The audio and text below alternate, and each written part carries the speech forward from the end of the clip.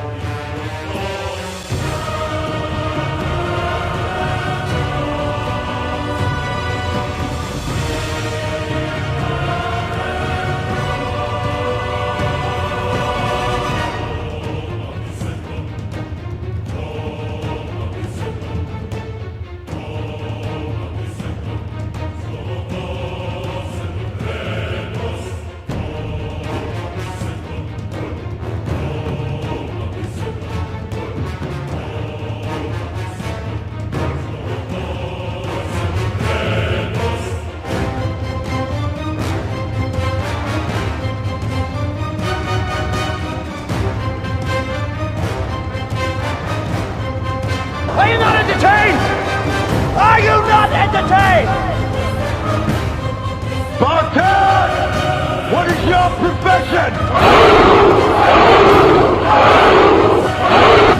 This is Sparta!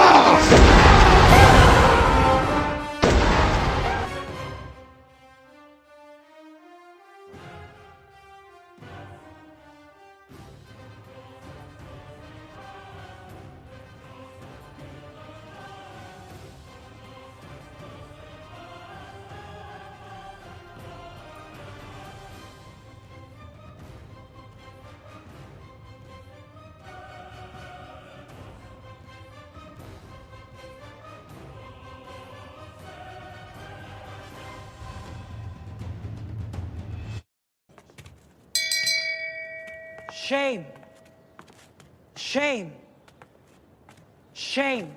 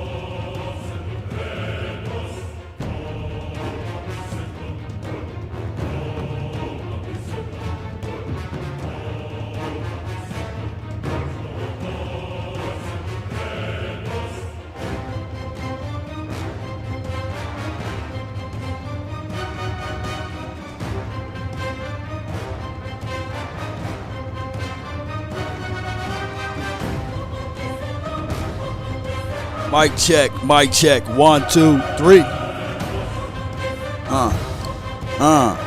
You thought that could stop me?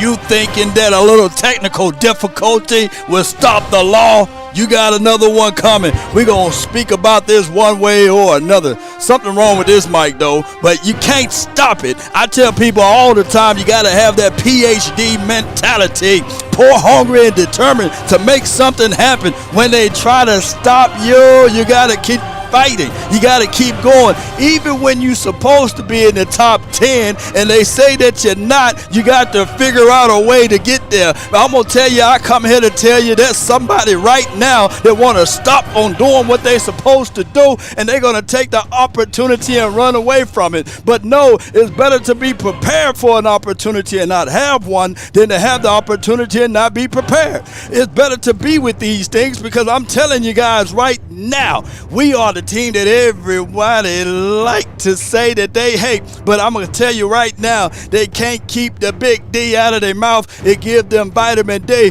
and I'm going to say this right here, baby. You can't stop a tank with no key, and that's Law Nation, baby. Let's get it. Come on.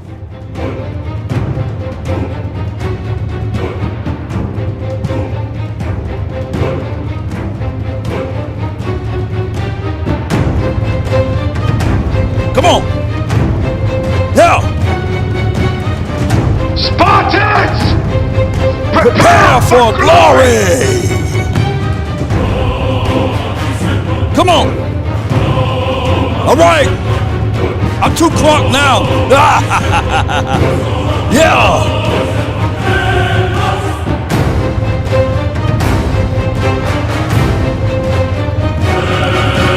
Yeah. Are you not entertained?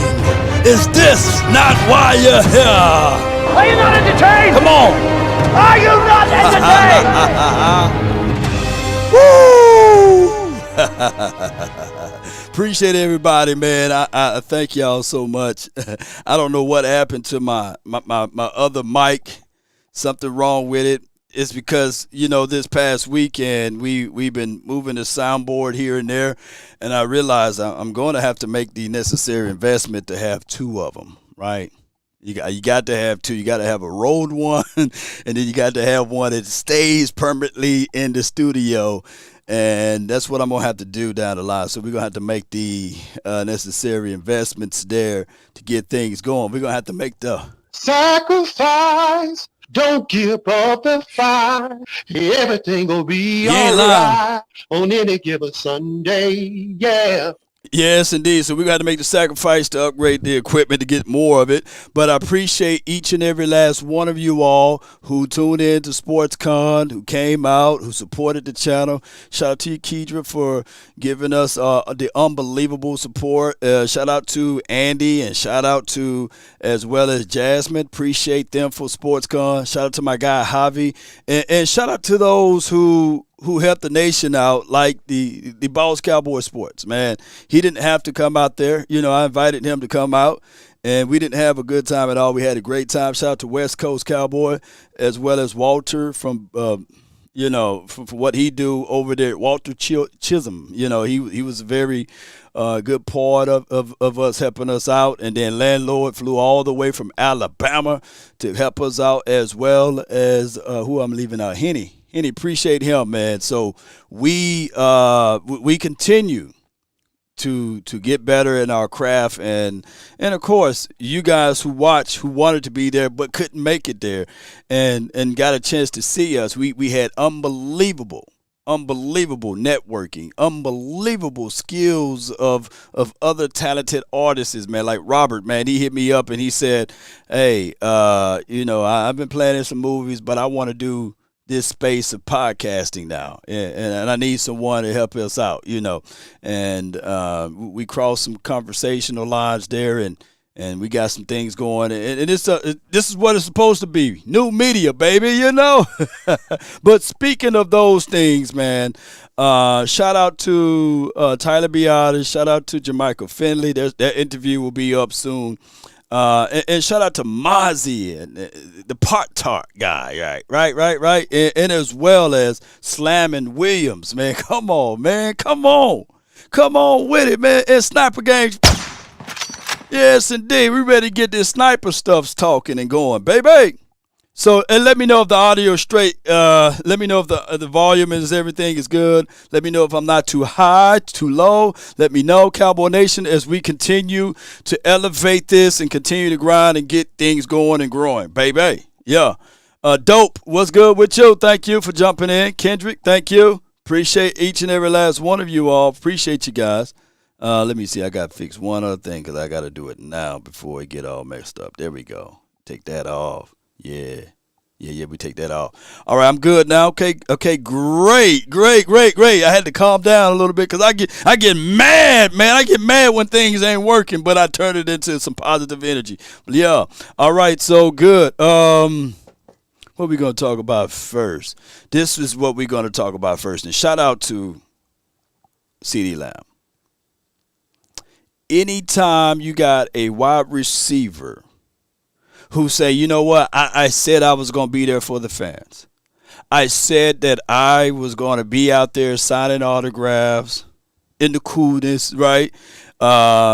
Kissing babies and things like that. But when I get that phone call from the Rain Dakota Prescott to better my craft, I got to make the necessary things. I got to make the necessary things to do what I can do to help elevate everyone for the team, not just for the fans. Unfortunately, I got to make the sacrifice. Don't give up the fight. Everything will be all right on any given Sunday. Yeah.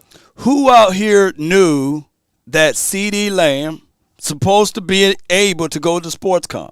CeeDee Lamb supposed to be in at SportsCon. But what he said and what he looked at it and said, you know what? There is a thing that I need to be at to help this team out on the field. Show of hands, would you prefer CeeDee Lamb at SportsCon so you can shake his hand so that Law Nation can get an interview? Or do you prefer CeeDee Lamb working out with Rain Dakota Prescott? Sacrifice. Don't give up the fight. Which one you prefer? Because to me, it's not about me having an interview with CeeDee Lamb. It's not about him being out there at SportsCon. It's not about him sitting there trying to look cute for all of the people, to get his hair twisted up and everything, to take photos and everything. What it's more important to CeeDee Lamb and the Cowboys, because no one is bigger than the star, is for him to be out there practicing with Dak Prescott. You know, we can get all of the other stuff after he retired, what have you. You know, so it's important because when I look at this top 10 and when I see what they said over here, I don't see his name there. I don't see his name there. You got Justin Jefferson. You got Tyreek Hill. You got Devontae Adams, Stephon Diggs, Cooper Kupp, who was hurt all last year, right? And I guess it's only to the degree of whether or not how they feel on where you should be ranked at, juxtaposed to where you're not ranked at. In case you don't know, this is Madden's rankings, right? And everything is subject to change through the season. All right, so and what I'm saying is I'm going to get to it. So they got Jamar Chase, number 6. DeAndre Hopkins, number 7. Terry McLaurin, who's not scary. He's number 8 on the list. A.J. Brown is number 9. Amari Cooper, number 10. And I'm not mad at this list. The list is pretty good. Shout out to the list makers or what have you. But it's strange to me when we have players to be injured, right? And we have players to go through their woes or what have you, they drop. But other players, they stay and remain the same. And I'm looking at this list, I see 2 wide receivers that we shut down every time we play them. So this should be more kudos and credence to our guys because we shut down to Terry McLaurin when we see him. I don't see him getting off on us. You know, let me know if I'm lying. And he's number 8 on this list. We shut that brother down. He ain't getting all those good yards that everybody been talking about. Oh, and excuse me, the number 1 guy on this list. He can't even find the end zone. Better yet, he can't even find the ball. We shut that brother down. Hey, when we talking about Pelican Bay, he's part of it program. You know what I'm saying?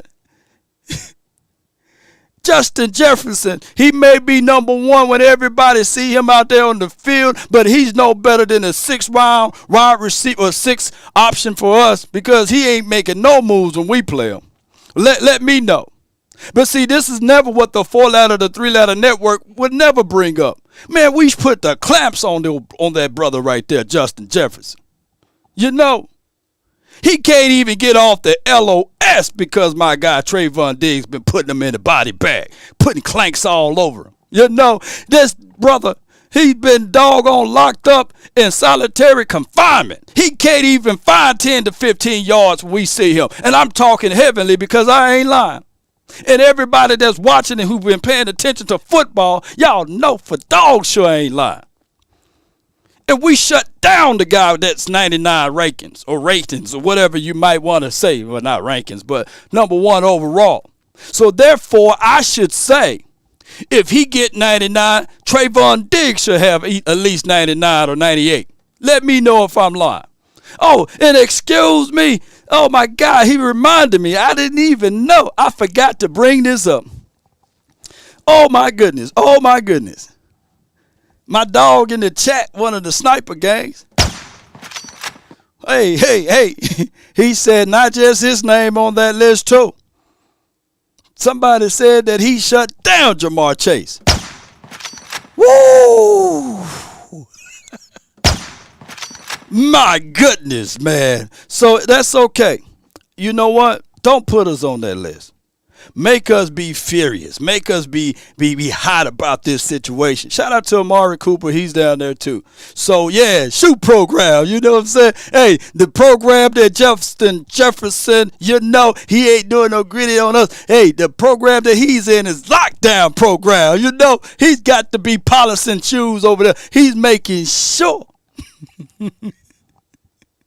that everybody else is eating, because at the end of the day, last I checked, we put 40 points on those boards. They had 3. They couldn't even find Justin Jefferson, where are you? You know.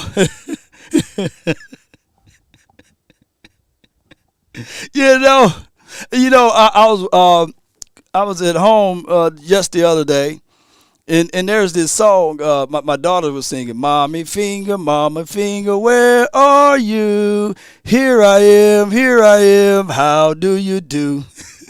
Just a finger, where are you? No, you're not, you can't be found.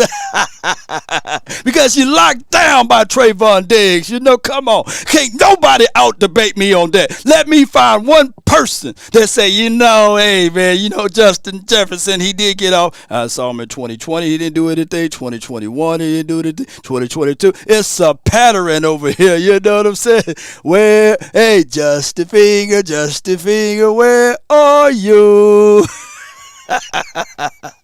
Hey, and before he say anything, Trayvon Diggs say, here I am, how do you do? That's some bars right there, man. Shout out to, yeah, the list is blasphemous. You know, it is. You know, Diggs got Jamar Chase in cuffs, you know, sentenced for 5 years. I know for sure. Now Chase, he's in a 1-year jail sentence with my guy Diggs. Okay, but I know for sure my guy, Justin Jefferson's in a 3-year sentence with that dude. You know what I'm saying? He's in a 3-year lockdown, and they ain't letting him out. You know, come on, baby. Sacrifice, don't give up the fight. Everything will be all right on any given Sunday, yeah. Appreciate everybody for tuning in. Hey, keep this in mind. Let me get the fire up off of there. And this is what I'm saying here. There's no shade upon Justin Jefferson. I really like Justin Jefferson. I really like his skill set. Shout out to LSU and beyond. But one thing I can say here, this should also, as much as they blow V8 and they pump up Justin Jefferson, they need to be doing the same with Trayvon Diggs. That's just what I'm saying right here. Sanjay, man. So are you saying Trayvon Diggs should get paid before CeeDee Lamb? When you look at it, and that is a good conversation right there. Thank you for the super chat. You still got the 5th-year option for CeeDee Lamb, and I think that you should finesse that, right? If you put the 5th-year option on CeeDee Lamb, which they did, then that should give you a little bit more grace to go ahead and solidify my guy Trayvon Diggs. One thing that I don't want to happen, which tend to happen in Cowboys land, is that they would sully the same thing that they went and got and elevated and developed. Just go ahead and pay him, because at this point his price tag would be no cheaper than what it is today. As long as you wait, the more you wait, the longer you wait, the more opportunities and chances for someone else to get paid, and now you have to pay even more. So there is a situation where the Cowboys can literally pay all of their guys, and I'm glad, and this is going to be a good segue. Into this. And how you do that, the how will be this right here. Dak Prescott. He come out and he would say, I won't have 10 interceptions this year. Thou should decree a thing and it shall be established, right? Speak those things into existence, right? And I would say with Dak Prescott, he's the super glue or gorilla glue that can hold all of this stuff together. You go ahead and extend him now, that should give you enough money to go ahead and take care of Terrence Steele, take care of Tyler Biadasz, take care of Trayvon Diggs, take care of CeeDee Lamb, and be prepared. Be prepared to get ready to take care of Michael Parsons, because everything flows right into the good situation, because the salary cap is about to increase about, I think it's about $80 million or more. I could be off with the numbers, but it's about to increase. The Amazon Prime deal is $111 billion. Not 110, $111 billion. So that money range will increase. So what you want to do is get in front of it. Now, the Cowboys also got to know what they're going to do with Tony Pollard. Well, research and study shows that from my guy Jordan Shorts. Let me see if I can pull up his info. Appreciate everybody for tuning in. The name is Law Nation. Thank you guys so much for being part of the nation. Let me see if I can pull it up so I can give you guys the proper quote. Thank you guys so much as we build the plane while it's in the air. I thank y'all so much. And let's go, Cowboy Nation. Give me a few seconds while I pull this up. Here we go right here. Jordan Shorts.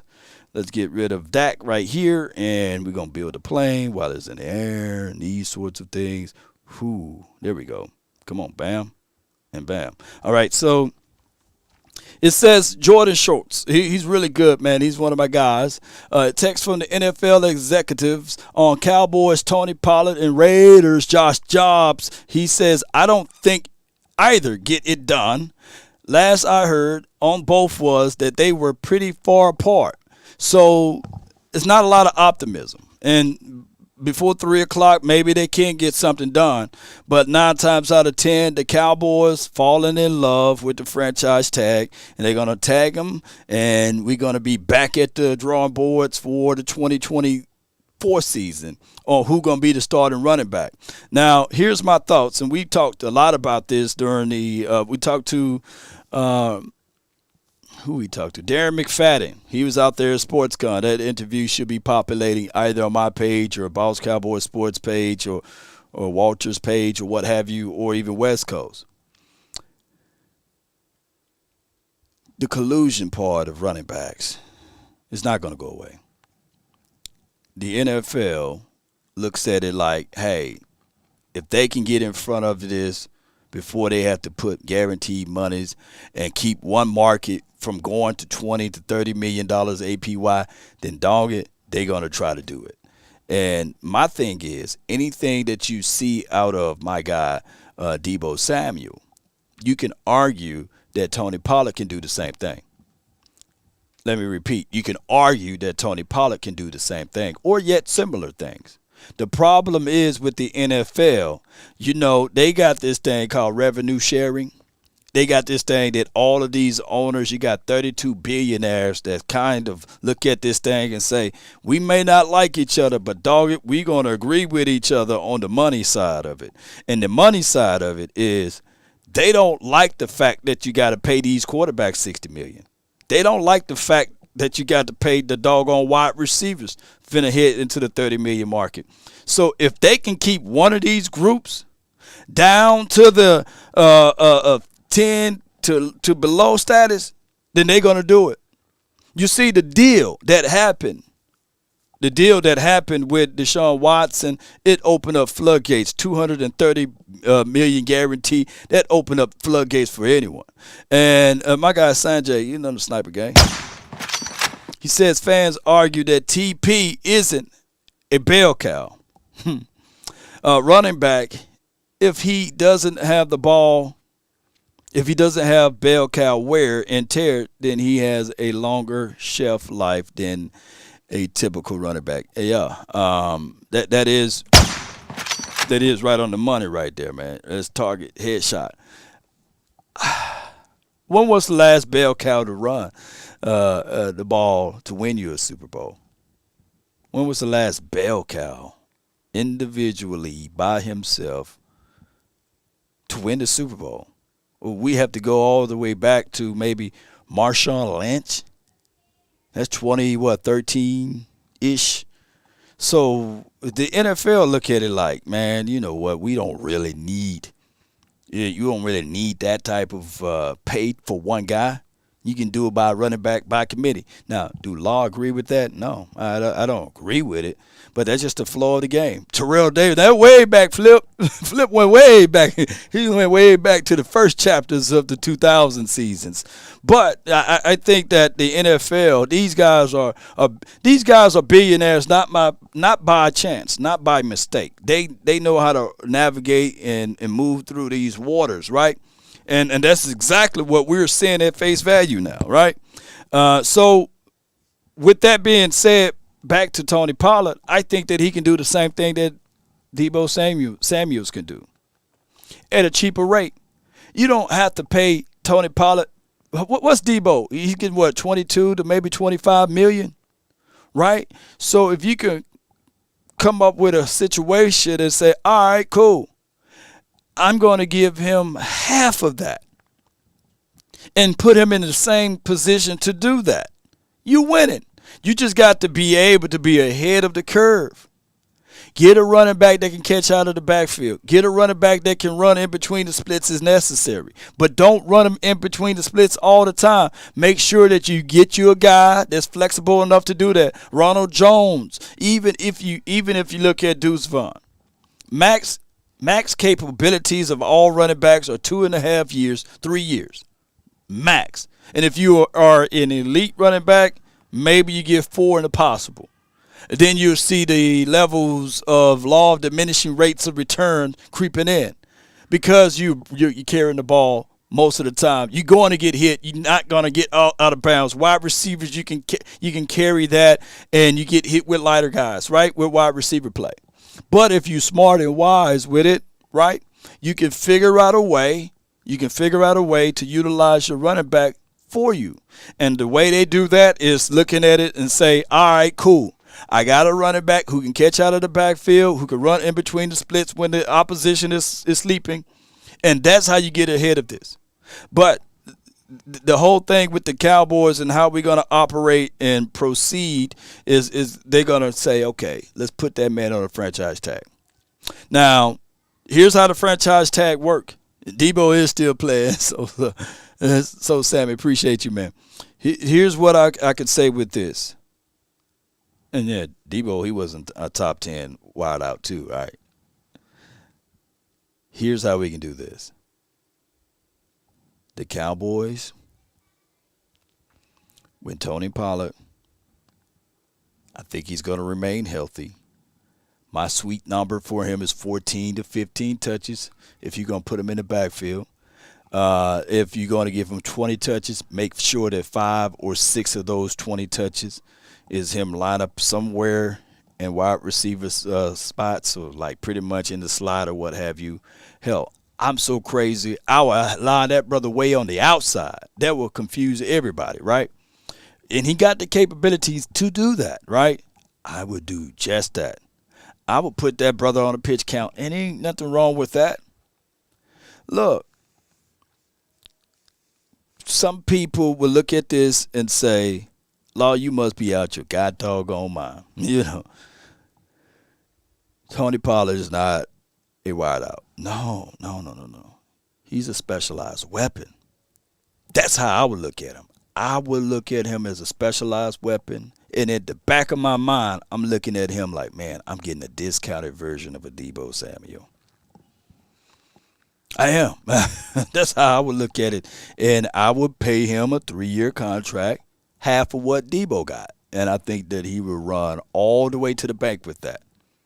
And by the time the NFL catch up, we've already been 2-3 Super Bowls in. Right? Y'all were like, no, see, now you said the Super Bowl word. Yes, indeed. You know, all right, appreciate everybody for tuning in. Just more speed and vision. Yeah. Jay Lombardi says that's a 2,000-yard rusher every year almost. Laugh out loud. He was even better than in the postseason. You talking about TD? You talking about Terrell Davis? The only other bell cow that we got now in the National Football League that's going to get a lot of views or what have you is Taylor for the Colts. Big Derrick Henry for the Titans. And I'm looking at this list. There should be zero excuses for them, right? Yes, indeed, should be zero excuses for the Titans. But those are the only two. If I could be leaving out someone else, right? I think that even Breece Hall, I think that they went and drafted another running back to put him in split back situations. But I don't foresee the one running back, Saquon Barkley. What they're gonna do is Josh Jacobs. Okay, now we up to 4. I don't put Saquon. Well, yeah, I'm gonna keep Saquon as that only tailback. Who else? Nick Chubb? Technically not, but they're going to try to get back to that because it was Kareem Hunt and Nick Chubb. So y'all see how razor blade thin that running back room is now, right? Far as the end-all, be-all. One running back situation. The NFL, they smart, man. These guys are not foolish with their mindset. Not many. So it's going to be a running back by committee. It's going to be multiple running back sets. And I think that's what I was telling the guy, Sneaky Giants guy. I was telling him, like, shoot, that's the plan that even the Giants going to try to do with Eric Gray and those boys. Yeah, and it can't be Thomas A. Garrett. It can't be Kenny Walker because they went and got a whole bunch of guys. Look at who they drafted this past season, right? They got a slew of running backs that they're going to try to roll out that plan too. They got my guy, what's his name from UCLA? Is the tip of my tongue. But that's just how the NFL is moving toward now. And that's just what it is. The bell cow, they're going to try to shoot them down, with the big gun. Yeah. So unfortunately, if you got, kids that's inspired to be running backs or what have you, try to figure out another avenue for them. Try to figure out something else for them if they want to go to the National Football League. If they looking for the coins. But I take all of that back. Just do what you love, right? And everything else will work its way in. Appreciate everybody for tuning in for this episode. I thank everybody for being part of these things. So heading into the 2020-23 season, Dak Prescott, let's circle back to Dak Prescott. By him saying that he want to throw less INTs. I think that Dak Prescott heading into this season with the new offensive philosophy, with the West Coast principles and schemes and things like that, this should be very beneficial to him. We talked to my guy, Jermichael Finley. He got in some good conversations about all of this, and especially on how Big Mike McCarthy should have been calling the plays since day one, right? And not allowing the Kellen Moore, to call those plays because of his philosophy and his principle. And you guys will hear that interview a little later on today. But before we get into more and further conversational piece, what I like to do at this time is open up the phone lines. And I want to know how you guys feel about, the off season heading into training camp, what need to be done. For right now, here's the conversation piece that's got to go. This is the conversation piece that got to be echoed. There's no way that we're going to get rid of Dak Prescott now. So crying about Dak Prescott will not make you any further into the conversation or help anything out. He's going to be the quarterback for the 2023 season. And crying about the wide receiver that we don't have, that's not going to help you out. The 2023 team, we got 90 players heading into training camp. It's going to be broken down to 63 players. From the 63 players, 10 guys are going to be on the practice squad, and the 53 are going to be on the guys on the team that's for the 2023 team. There's no other way around it. So it is what it is, and I get what people say. Come on.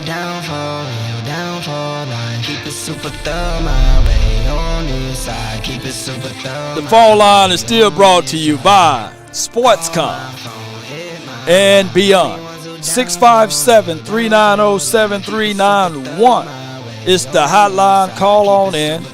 I want to know your thoughts. I want to know your mindset heading into this 2023 season. And talk to me about my guy, CeeDee Lamb. What do he need to do in order to increase the mindset of all, right? Because I get it, a lot of people may be thinking that CeeDee Lamb is not who he is. But in actuality, he had 1,400 yards. He had the amount of yards that you need to have. He had the touchdown. Come on. Is it just blanket hate? There are 6 participants in the conference. All participants are muted.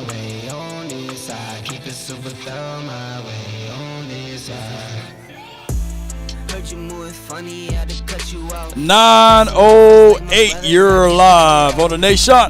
What's going on, Law? This is Swayze, the objective Cowboy fan here. Swayze, man, what's good with you, bro? Provide some, nothing much, just working. Just want to provide some objective opinions to the conversation. Or analysis. You don't have to leave it just to opinions, but go ahead. Yeah. So, to me, it's kind of obvious. Like, I'm not giving Tony Pollard any type of long-term deal. Like, playing this tag, once we juice all the juices off of you, they're going to draft a new running back. That's where the NFL is headed at. I don't understand. Is it because, we're emotionally attached to the players? We love them as people? This is a business. And the business is to win championships and to make money. So the fact is that running backs only are around for 4 or 5 years. You do not give running backs any type of long-term deal. That's just common sense. What's the conversation here? I don't really get it. Well, let me break it down. Let me break it down objectively. The time to pay Tony Pollard was after, 2021 season. You or pay him during that season, because what you're trying to do is get something back in return. See, right now, they done painted themselves into a corner, so they're going to have to pay this brother $10 million. And let's say he do ball out. Let's say 1,200 yards rushing, 13 touchdowns, right? And lead the league in receiving touchdowns out of a running back.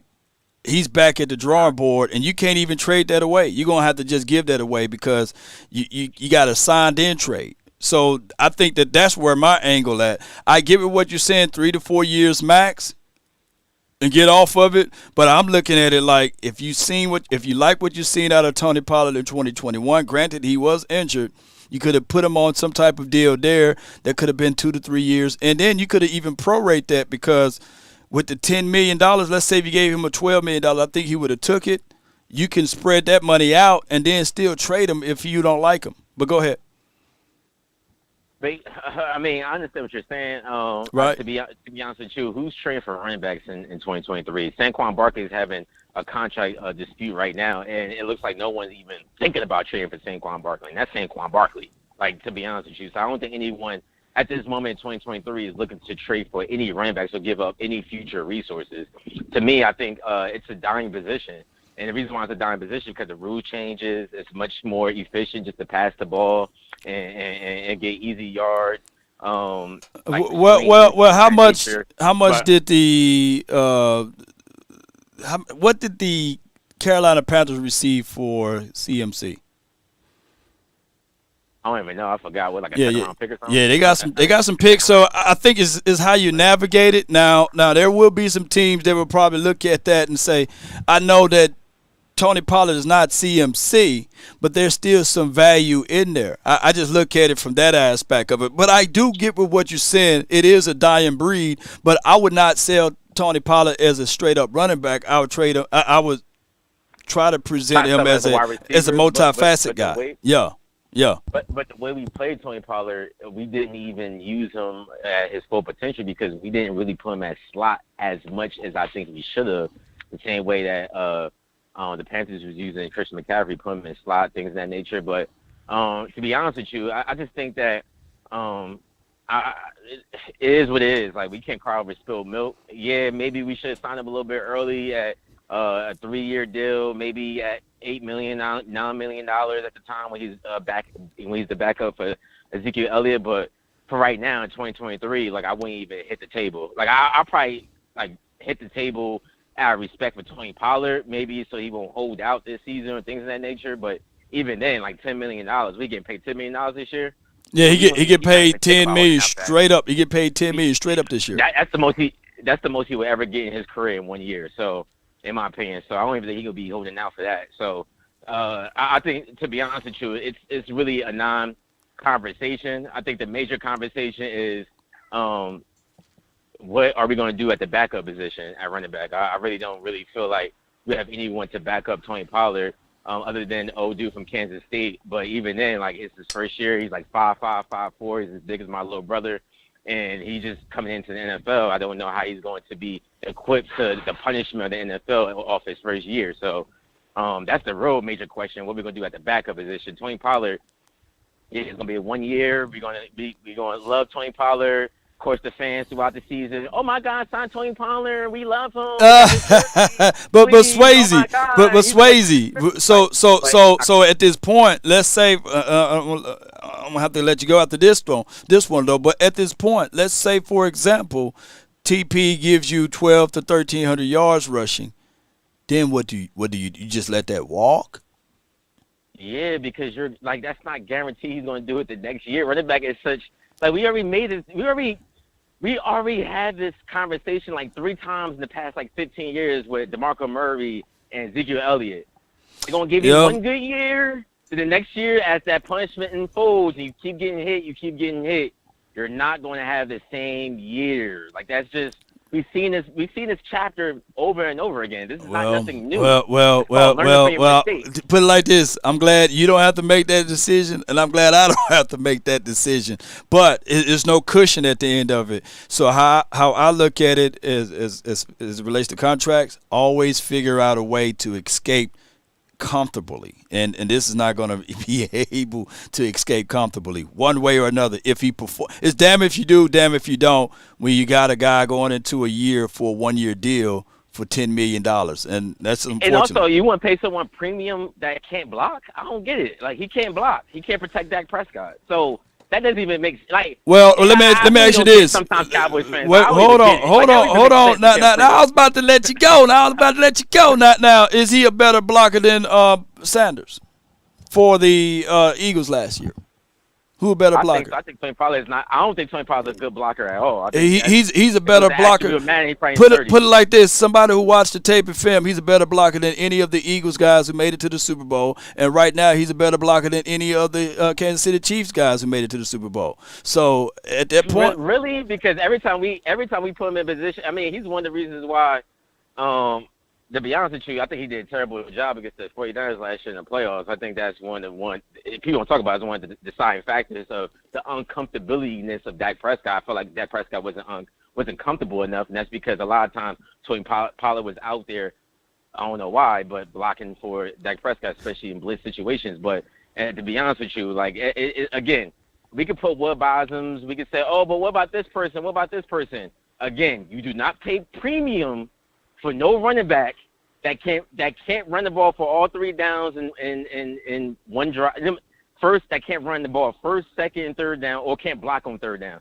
Like, you don't pay premium for that position. That doesn't make sense, and they're not going to do it. Man, I appreciate you, Swayze, man. Thank you so much, man. Thank you so much for tuning in. Appreciate you, bro.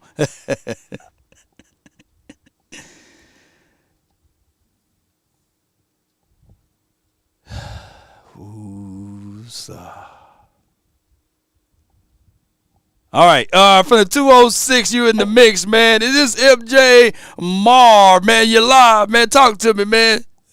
Talk to me. What up, How you doing?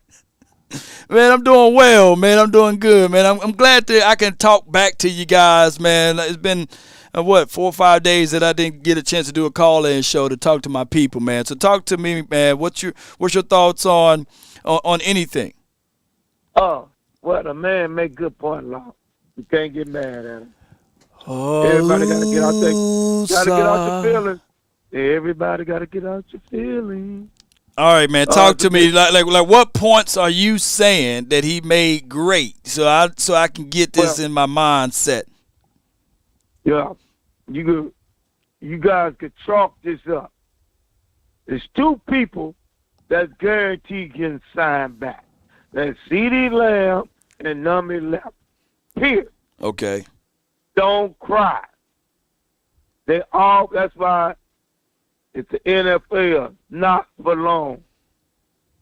The quarterback that took the halfback money. Okay. So the halfbacks that's listening, you should be mad at all the quarterbacks. That's who took all the money. Now, you guys sitting up here, Pollard is one of my favorite halfbacks. Okay, so expound on the point that he made. Like, what was the point? Like, give me the point. The point that he made, and you guys got to stop talking about it, or y'all the one going to be crying on here, not me. The point he making, if they let Pollard go, is, oh, well. It's another halfback that's coming from Mississippi or Nebraska or Tennessee that's going to run a 4.3, 220 that they may draft next year. And y'all will be excited. That's going to do the same thing or more. Here. So you saying that pretty much what Tony Pollard can do, you can find that anywhere in the draft. Okay. Yeah. All right, so that's one point. That's one point. You take that and you put it on the shelf. So can you explain to me? Can you explain to me what was the point that I was making? And I'm gonna go. Well, the point that you trying to make, like, oh man, the Cowboys they messing up again, and they ain't getting Pollard signed. No, they gave Pollard a $10 million deal. See, y'all ain't catching it. Remember, I told you that last year, Long. This is what the Cowboys do. They come to Law Nation. Law Nation. You want $15 million. Yep. Law. We're going to give you $8 to $9 million for 3 years each year. Law Nation listens to his agent, and his agent says, no, man, we get $15 million. The Cowboys say, okay, we got the best drafting team in the world here. All right, Law, we're going to give you $15 million for the first this year. Next year is up to you. If you take it, don't let the door hit you in the ass. All right, so let me get into this. That is absolutely not the point that I made. The point that I made was the time to pay Tony Pollard would have been in 2021 because they now do it though, because they had Ezekiel Elliott making all that money. It doesn't matter. You still had $22 million available to you, right? And you can expand and stretch out. You had no business. You had no business franchising, tagging Dalton Schultz. You gave him They gave him $11 million for a 1-year rental deal, and that painted you into a corner. What I'm saying is, it's better for the Cowboys to go ahead and give these guys some cushion, so that you don't have to put people on franchise tags, because at the end of the franchise tag are these things right here. Nothing in return, or expecting the player to do exactly what they did the previous year or more. Just like what we did with Dalton Schultz. That's what they do. They give you bonuses, Lord. They showing you love. Cause look, Lord, look what you just said. Dalton Schultz got $3 to $4 million to play for Houston. He ain't gonna get $10 million for Houston. So here you go, Dalton Schultz. Thank you for your work. We brought you from a 4th or 5th round pick. Here go you a bonus of $10 million. See, you guys ain't catching it. Well, I did call it, because the thing is, hold on. The thing is, you can't prorate that money. You can't stretch that money out. So that's $11 million against the cap that cripples your team more than paying. That's just for 1 year, though, Lord. Yes. This ain't basketball. Yes. So Lord, that $11 million, you talking about somebody who makes 6 figures talking money, right? I'm a contracting analyst for one of the highest positions in the United States of America. When I'm talking about contracts, I know what I'm coming from. This is the thing that the Cowboys are making issues with, problems. And I'm telling you, it would have been better to pay Dalton Schultz on a 3-year deal before that deal is up, and you would have been able to escape that without getting hit with $11 million guaranteed money off the books. It is better to want him, Lord. I get with what you said. The franchise tax cripples the organizations. There are no successful teams that do the franchise tax year after year. I see what you're saying, Lord, but Lord, you're not getting it, though. You guys ain't catching. Lord, they doing that because they not gonna keep you no more. So they don't care. Will it be better to get something out of return? That's all we're asking. It's terrible business plan and model to get nothing back in return. When you franchise tag a player and that player plays through that tag, and then it's time to get either the player to play again for you, you got to go back to the drawing boards with the contract, or there's no capabilities to trade said player. So that means that you take a big hit and get nothing back in return. That's all I'm saying. You're not catching it, though. I know what you're saying, Law. That's your team. Let me say it again. Law, that's your team if you're the owner. This is Jerry Jones and Stephen Jones' team. So they going to franchise you. They're going, like I told you before, Law, Jerry Jones and Stephen went to you and said, hey, man, we want to keep you at a good term. And if you say no, Law, they're going to give you your bonus check and let the door hit your ass. No doubt. I appreciate you, man. I thank you so much for calling in, MJ. I appreciate you for calling in. Thank you. Lord. Hey, man, my goodness. Contracting one-on-one. You can talk to any contractor. I tell y'all, you can talk to any contractor that's ever been contracting.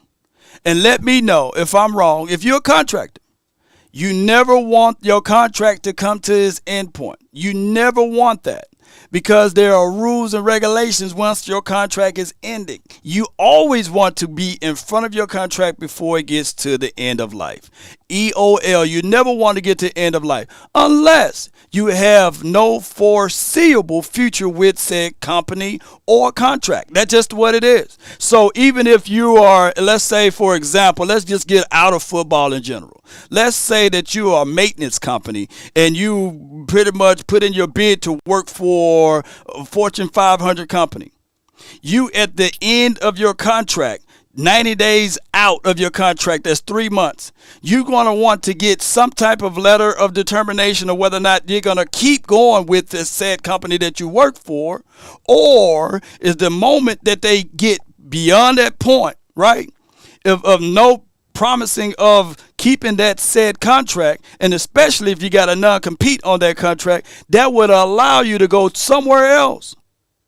But as long as you in the contract, you still under that clause of non-compete, right? So you want to make sure that you want to keep that player or them people happy. That's just contracting one-on-one. I can't make this stuff up. So what the Cowboys tend to do is we're going to get to the end of life contract. We're going to give you this big bonus. And at the end of the day, if you could perform up to the same level or better, we're going to have to pay you more of what we just paid you without the ability to get something back in return. That's hustling backwards. And now, granted, the Jones family, they make more money than I can see and count. And I'm not saying that they are not wise in their money-making schemes. But unfortunately, how the NFL is built off of salary cap, that everyone have the exact same amount of salary cap, it's not their money at this point. They can't make nothing more, nothing less. Why? Because you got a cap to it. That's just crazy. I'm going to let my guy 100 grand, man. Maybe he got a plan with it, man, for the 201. My guy 100 grand. Come on, man. Help me out, bro. Listen, man. Listen.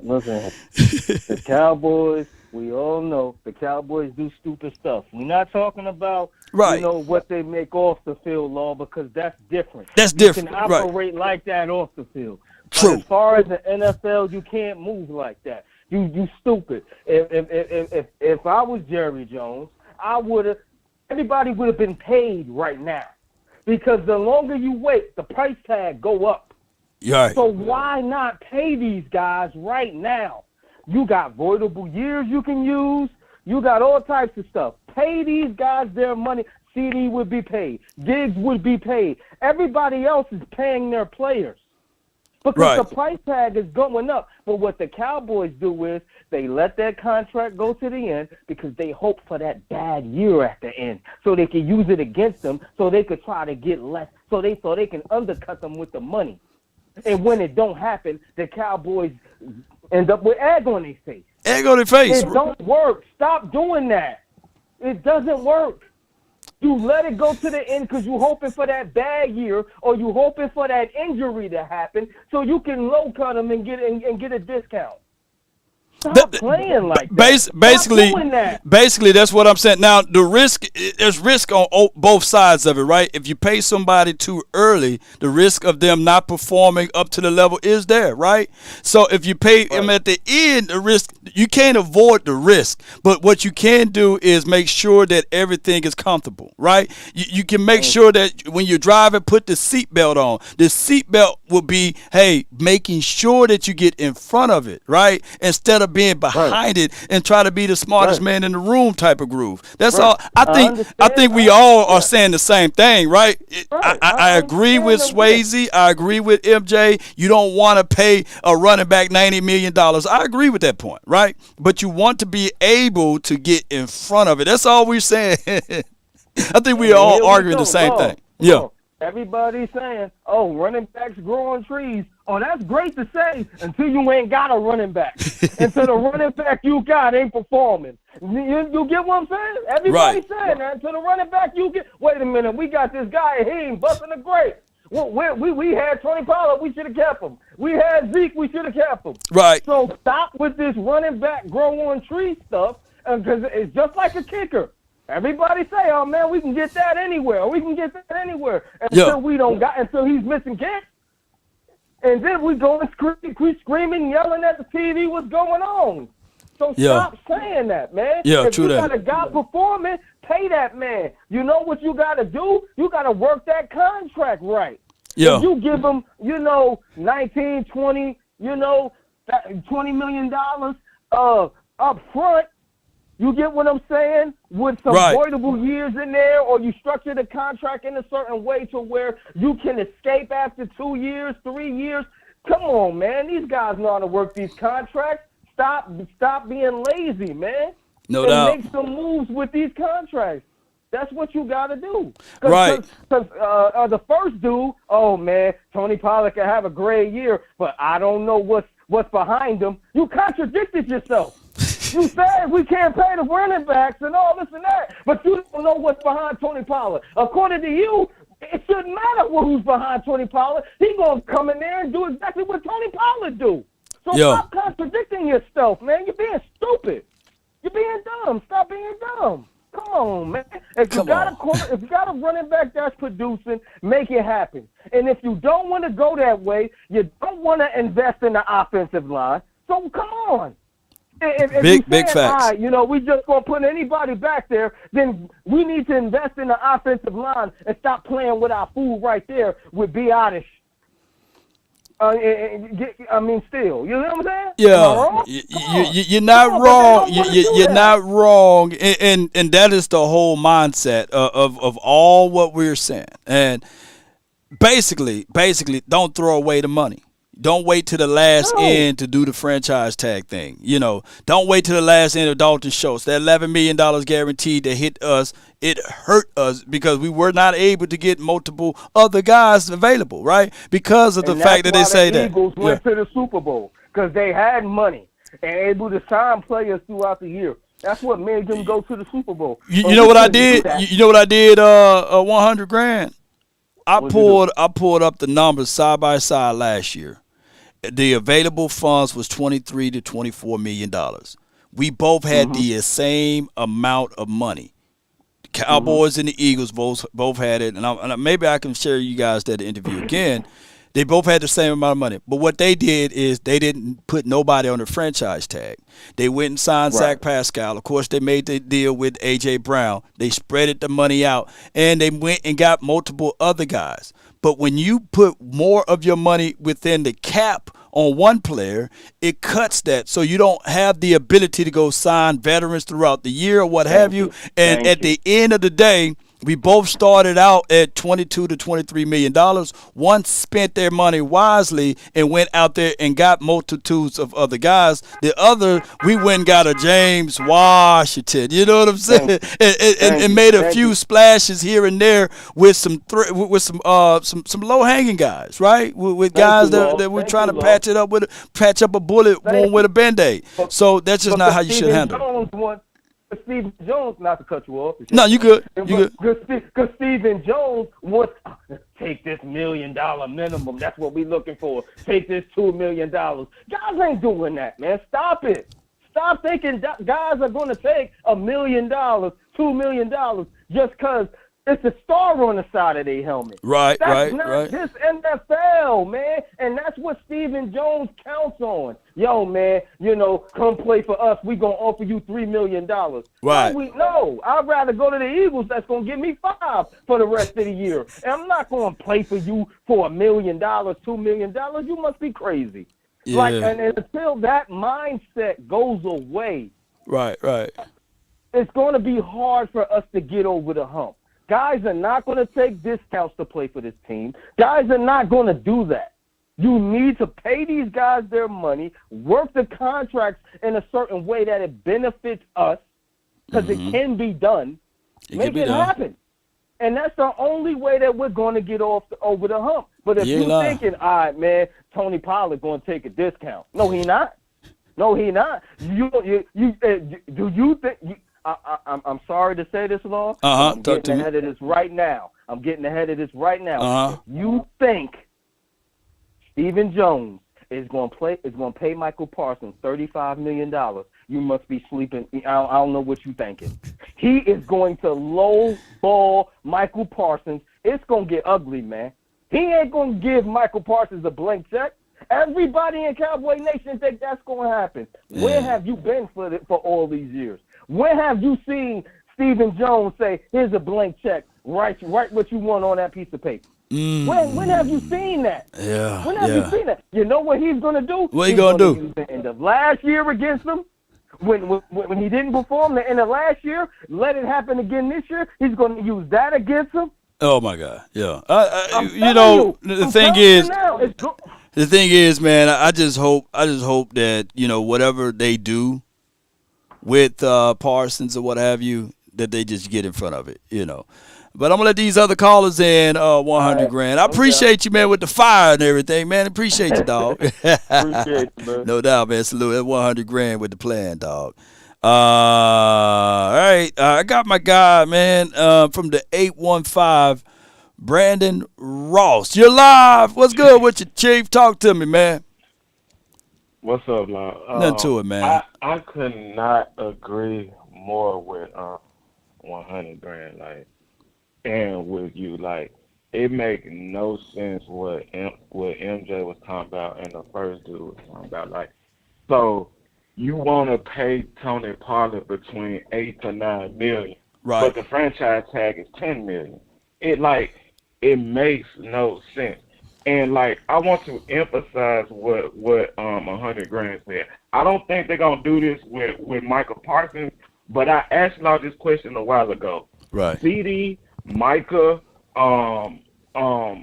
Diggs, or Dak. One of these guys, possibly two, will not be on the team in a few years because this is the type of stupid games we like to play. Oh, the brand of the Cowboys gonna make you money off the field, so of course you should take a discount. It's so idiotic what we do. It's not even funny.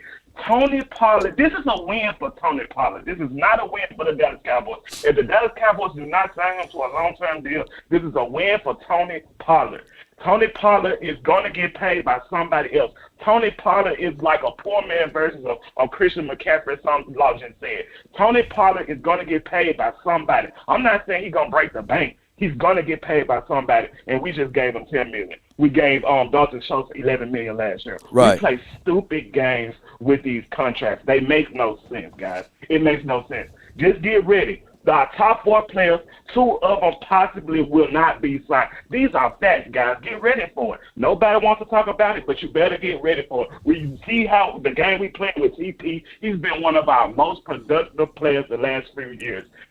I'm gonna let that go. No doubt, man. All I want to say is I love what we're doing here for training camp. Law, let's get out there. Let's give us this great content that you always do. We Appreciate support you a million times over. The Cash App is coming. How about them Cowboys? How about Law Nation? Shout out to the nation. Man, I agree with everything $100,000 said, man. Shout out to them, man. God, please. God dog, man. That's my guy, man, Brandon, man. So normally when Brandon leaves, man, a lot of people don't agree with Brandon, But if you agree with Brandon today, put BR in the chat, man. Because if you agree with him, put BR in the chat. Brandon Ross, man. I would say here's my thoughts, objectively speaking. I do get with what Swayze was saying as well as what MJ is saying with the running back collectively. But what I'm saying is with the Cowboys, what they should have done in 2021 were to get in front of it, right? So that there could be a parachute at the end of it, right? But they are jumping off the building without the parachute, and they putting a few blankets down and saying maybe that will maybe they'll be comfortable for the fall. Maybe that could catch some of the momentum and he won't be hurt or what have you. Now, granted, this is a sacrifice, because at the point of Dalton Schultz situation, we going back to 2022 last season, right? He wanted what's his dude name? Travis Kelce type of money. He wanted money upwards of what Dallas Goedert was making. I think that the Cleveland Browns, when they paid Njoku salary, and Mark Andrews, I think that's what he wanted. He wanted around that price total, right? Granted, he didn't play up to those levels for 2022. And I can see where everybody was saying, like, hey, man, yeah, glory, woo, we glad that we didn't get that. But what if I told you that you would have still been able to still be in front of that money, even if you were to give him a 3-year deal before the end of that 2022 season, right? If you'd have gave him a 3-year deal, it would have still counted less than what he made in 1 year. I'm just looking at the guarantees. You can't spread that money, you can't prorate that money, and you can't trade that money, right? Because at the end of the day, let's say, for example, you signed Dalton Schultz in 2021, right? Let's say you gave him a 3-year deal, and you didn't like what he performed in 2022. The Texans still need a doggone tight end. They could have been an easy layup for you to say, you know what? We believe in Jake Ferguson. We got Peyton Hendershot here. We can trade you Dalton Schultz right now for a 3rd-round draft pick. And you can take on the rest of his contract is at the end of his year and prorate that and spread it out. And he would have been happy from there. in returns of you getting a third round draft pick or a fourth round draft pick or what have you, you would have at least got something, and you wouldn't have been paying up front $11 to $12 million. That's just how the money works. So, and that's the same thing that's about to happen to Tony Pollard. Who believe that heading into this year that Tony Pollard is going to perform less than what he did last season, right? Who believes that in the chat? Here's the only thing that you got big reservations on with Tony Pollard, and we all should, is his injury. If he's not injured, then what you going to do? It's going to be a hard pill, a tough pill to swallow. All right, so we got, let's see who's next, man. I got my guy from the 832, Mark, that drive trucks. You're live, baby. Yo, what's good? What's good? Hey, man, it's your world. It's your world, man. Talk to me, man. Tom Joyner, a morning show, man. A lot of people don't know that, though, you know. Yes, sir. Hey, man. Just first off, man. Hey, congrats, man, on the convention. You and Boss and West Coast, man, y'all tore it up out there. Right. I enjoyed all the videos, all the content, man. Hey, keep doing what you're doing, brother. That new media is rocking, and I'm right here with it, man. I'm right here with it. You know what my goal would be is, next year they're gonna have it, and they put us right in front of the DJ. Literally, the DJ was blasting right in front of them, and we was like, we gave. That was your first time there? It was the first time there. There was the first time giving independent content creators that same, spot there. To get served up, And I figured that, this is my plan is for next year, because we only had like 4 to 5 minutes with the players. But it's not just about me getting to shine. It's about everyone else shining, so that they can see the voice of the voiceless, the independent crew. So next year, what we're gonna do is we're gonna have the content creators podcast portal, whereas they just come scoop right on in, let Law Nation set them up, and even if you're a content creator, you get a chance to talk to these players. I want to ultimately be the voice of the voiceless, and that's what I can see. But it's all through y'all to allow this to happen. So next year around this time, there's going to be more and more people, because they're going to sit there and say, "I want to give the interview to the next guy." Right? I want to be able to talk to Jalen Tolbert. Right? And I think that we can get it done, man.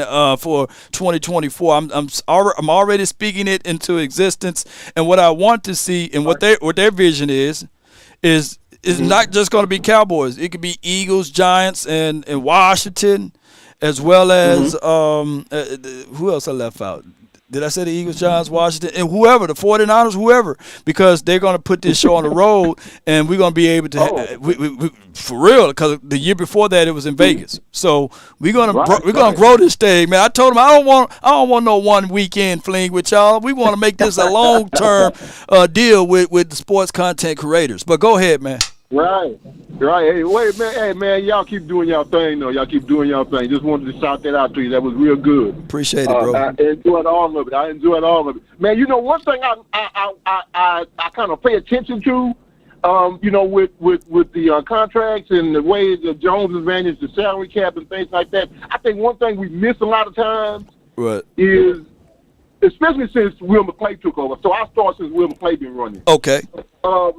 Will McClay been doing a real good job of acquiring players through the draft. The Cowboys are probably one of the best teams percentage-wise on hitting on players in the draft. They don't miss on their first-round picks often, if at all, and they usually do a pretty good job of picking guys that are at least serviceable in the league for a few years. So they don't usually miss in the draft. And I always thought that Will McClay, he would get you the players if the coaching staff wants a certain type of player or needs a certain type of player.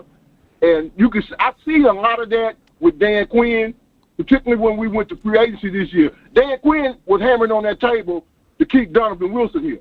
Yeah, but that's not something the Cowboys historically do. Yeah, they don't sign no safeties because you don't have no coaches. We didn't have no coaches. It's not the dog Rod Marinelli, but we didn't have coaches that valued certain positions because they had way they wanted to play in play. Right. And the way that goes on, and the way that goes on offense, for the last, ever since Jason Garrett was here, this is really the first time since Jason Garrett took over that we're running a different offense. I mean, a different offense. I don't care if they say, if McCarthy say they're not changing much of it, it's going to be principally a different offense. Yeah. And they had that paint by numbers offense where you didn't adjust to what the defense did. You just went where the read took you as the quarterback. So it was always 1, 2, 3. That's why everybody running curl routes, and stuff like that. Yeah. And what you did was you got players to fit that type of offense. Right. Guys that understood, particularly at tight end. This would have a Dalton Schultz. Dalton Schultz learned how to sit down in the route. Yeah. Because really the only somebody in that offense that probably would work with an option route, meaning I can stop or I can do this. That should be the tight end because he's got the most room in the middle of the field to work with. Yeah. So and it was like that with Jason Witten. Yep. Because Jason Witten was ahead of that. Jason Witten is the same offense, so you have to kind of look at who build the offense and who they want to get in play with it. So all this comes back to me as far as Tony Pollard. I would love to keep him. I think I'm like you, I think the dude's a weapon. He could do Deebo Samuel things. He could do Christian McCaffrey things. It's not about whether or not he's a workhorse type of running back. It's whether or not you can leverage him against defenses. It's like wherever you line him up, because that boy can take the ball to the house, you got to account for him. That's the leverage in the defense. That's going to make a defense move. That's going to create mismatch, stuff like that. So that alone would be enough for me to say, hey, let me see if I can find a way to keep him here for around $40 million. Something like that. 3-4 years, $40 million. I can see that. I can see that. The problem, like y'all say, is, they don't muck it around with the money. They franchising guys they probably shouldn't be franchising. They don't pay the dudes they need to be paying early. The guys that I don't mind you want to pay your guys fine, but you need to pay your guys. Diggs should have got paid last year. Diggs shouldn't have been playing on his last year. It should have never got to this. Well. To be fair with Diggs, you got to wait till that player's third season, right? So now you can either extend and pay. So he's entering into this first year that now you can do that, and we will see. We'll see what the Cowboys planning on doing, because when we talked to Brian Broaders, he said the money's already spent, meaning that they already got these earmarked, that they already got things in process, right?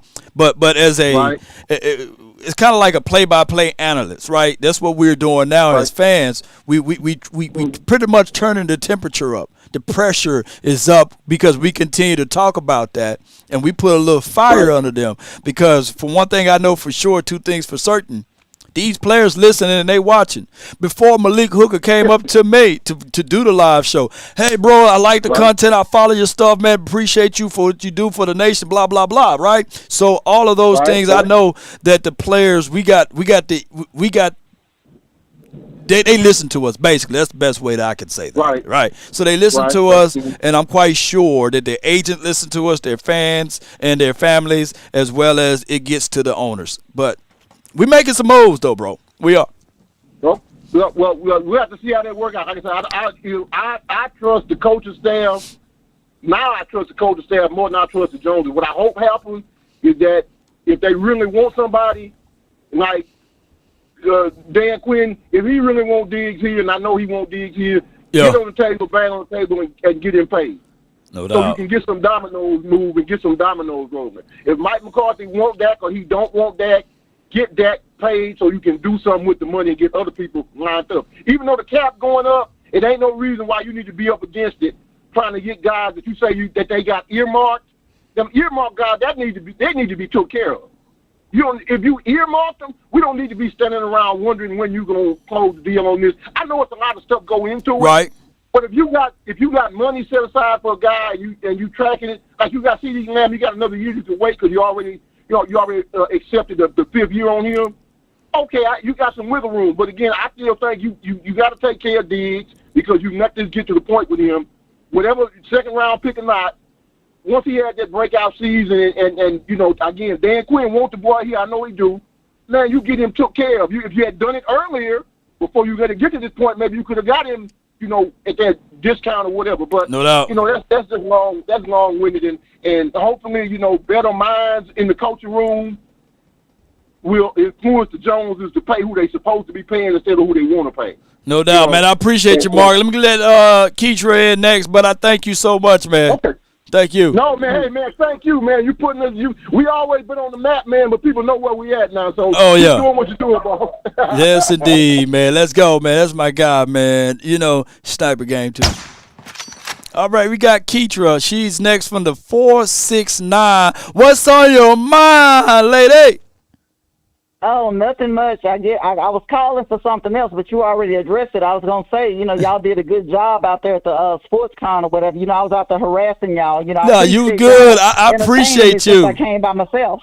I appreciate you. What I was gonna say is I hope that they, get y'all away from the DJ next year so y'all can go out there and do the situation. But yeah, y'all were doing a really good job. And what I wanted to come on, I just really wanted to come on to tell all your fans and listeners that I was doing a little experiment to try to see how you were in person. And I just want to let y'all know he's the same guy. I appreciate it. The same guy. Very friendly, very humble. You know what I'm saying? Yeah. Very attentive to his fans. They were really nice, all of them. Landlord, Boss Cowboy, all of them were really, really nice. Hey, can you explain to them how close that DJ was and how loud really that music was? Okay, so where they were sitting, the DJ was directly across from them, kind of at an angle, directly across. Yeah. And so he was playing the music. He was trying to announce and commentate and do all of this other stuff. And he was, just making a whole lot of noise, and it was hard for people to hear. And I believe that it's another problem with y'all with the music in the background, too, for copyright reasons, why y'all probably wouldn't be able to post some of your content. So, it would probably have been better if y'all had been down on the other end. No doubt, no the doubt. The only caveat to that was y'all were in a good position to get a hold of the athletes first. Yeah, we were. They did an unbelievable job of listening to us, and it was all built into plane while it was in the air. People failed to realize the whole world was shut down in 2020, and that stopped the momentum of SportsCon. So now, by them getting back on the horse, right, and getting things together and adding content creators to the mix, it's about to really blow up for the next year, because we got some great thoughts that we're going to put together, brought to you guys from our, experience as well as your experience, and it's going to be even better. It's going to be 9 times better next year. I think we know now why we didn't see CeeDee Lamb. Looked like he was in Atlanta with the tight ends and Dak Prescott. Yeah, they're putting in some extra work, and I prefer. Look, we like CeeDee Lamb. We like what he can bring to the table, but we prefer him to get it out of the mud over there with the quarterback. Right, and on the contracts, Todd France, they say all the time on this side, inside the Star, that he's hard to deal with. So they really would need to go ahead and start trying to work with him. Because, he shares an agent. He's Dak Prescott's agent. Yeah. Also Josh Allen and some other people. He's joined Athletes First, which is over there with David Mugetta. Yeah. And he represents Malik Hooker and Michael Parsons. Yeah, so they need to try to get ahead of all of that. And then, they need to get all that money straightened out, because from what the looks of it, you got half the team and half your starters up for free agency next year. Dorrance Armstrong, J-Ron Kearse, Malik Hooker, Tyler Biotis, Tony Pollard, Trayvon Diggs. I mean, you got all these people, that's your starters that's going to be up for free agency. Yeah, and the super glue that holds it all together is Randy Prescott. Mm-hmm. It's the quarterback. So we demand that he have an unbelievable year so they can go ahead and extend. If not, $59 million cap hit, that's gonna really cut. You got to trim a lot of fat you got to trim more fat to get rid of Dak Prescott than to keep him. That's crazy, huh? Right. And really, I just want to say y'all did a really, really good job working under the circumstances y'all were working under, and I'm just looking forward to seeing all of the footage and stuff from Oxnard. No doubt. I appreciate you. Now, thank you 1,000% for your support, and thank you so much for all that you do for the nation. Yes, indeed. All right. That's Keitra, y'all. She came out, and then she didn't have a good time. She had a great time. Yeah, so when we talk about those things, ladies and gentlemen, it's crazy. What's that saying? It's cheaper to keep her. Is that an actual song or something? Right? It's cheaper to keep her. It's cheaper to keep them. I can't make this stuff up now. You can explore and hope to find something beyond the ice wall, right? You know, the conspiracy theory, like Antarctica is really just not that. Antarctica is something beyond that. But that's the unknown. That is the area that you don't know, right? So you can try to prepare yourself to figure that out, whether or not it's true or not, right? Or you can try to sit there and go get a submersible and say, I'm going to go to the bottom ends of the world to see where that Titanic really is at, right? But there are the unknown, right? Either you can be a person to say, yeah, I've been there, I've done that, you know, and live to tell the story. Or you could be sitting back observing, right? Observation for the nation. They made cameras for a reason, right? I would have been the guy. If I had billions of dollars, I wouldn't want to be on a submersible going all the way down to the bottom. I would have said, man, go and put that GoPro cam. Yeah, put that GoPro cam on that thing, man. You know, I'll watch it from my eyeballs. You know what I'm saying? I don't want to be under the water, you know. I'm just saying, you know. No, Law, too soon. I feel your action. But sacrifice. You know, they say, hey, man, Law, you're a coward. You know, why wouldn't you get into that thing? You know, the coward tells the story on how the brave man died. You know what I'm saying? And then he can create his own story. I was in the battle with him. I was going toe for toe, blow for blow with him, you know. But I figured out a way to knock him down and escaped and save a few others, right? That was really the coward, right? But he get a chance to tell the story. Those other guys were brave. I'm just joking, though. Just joking. I hope all is well with everyone. It says, Conley says, great job and appreciate your work.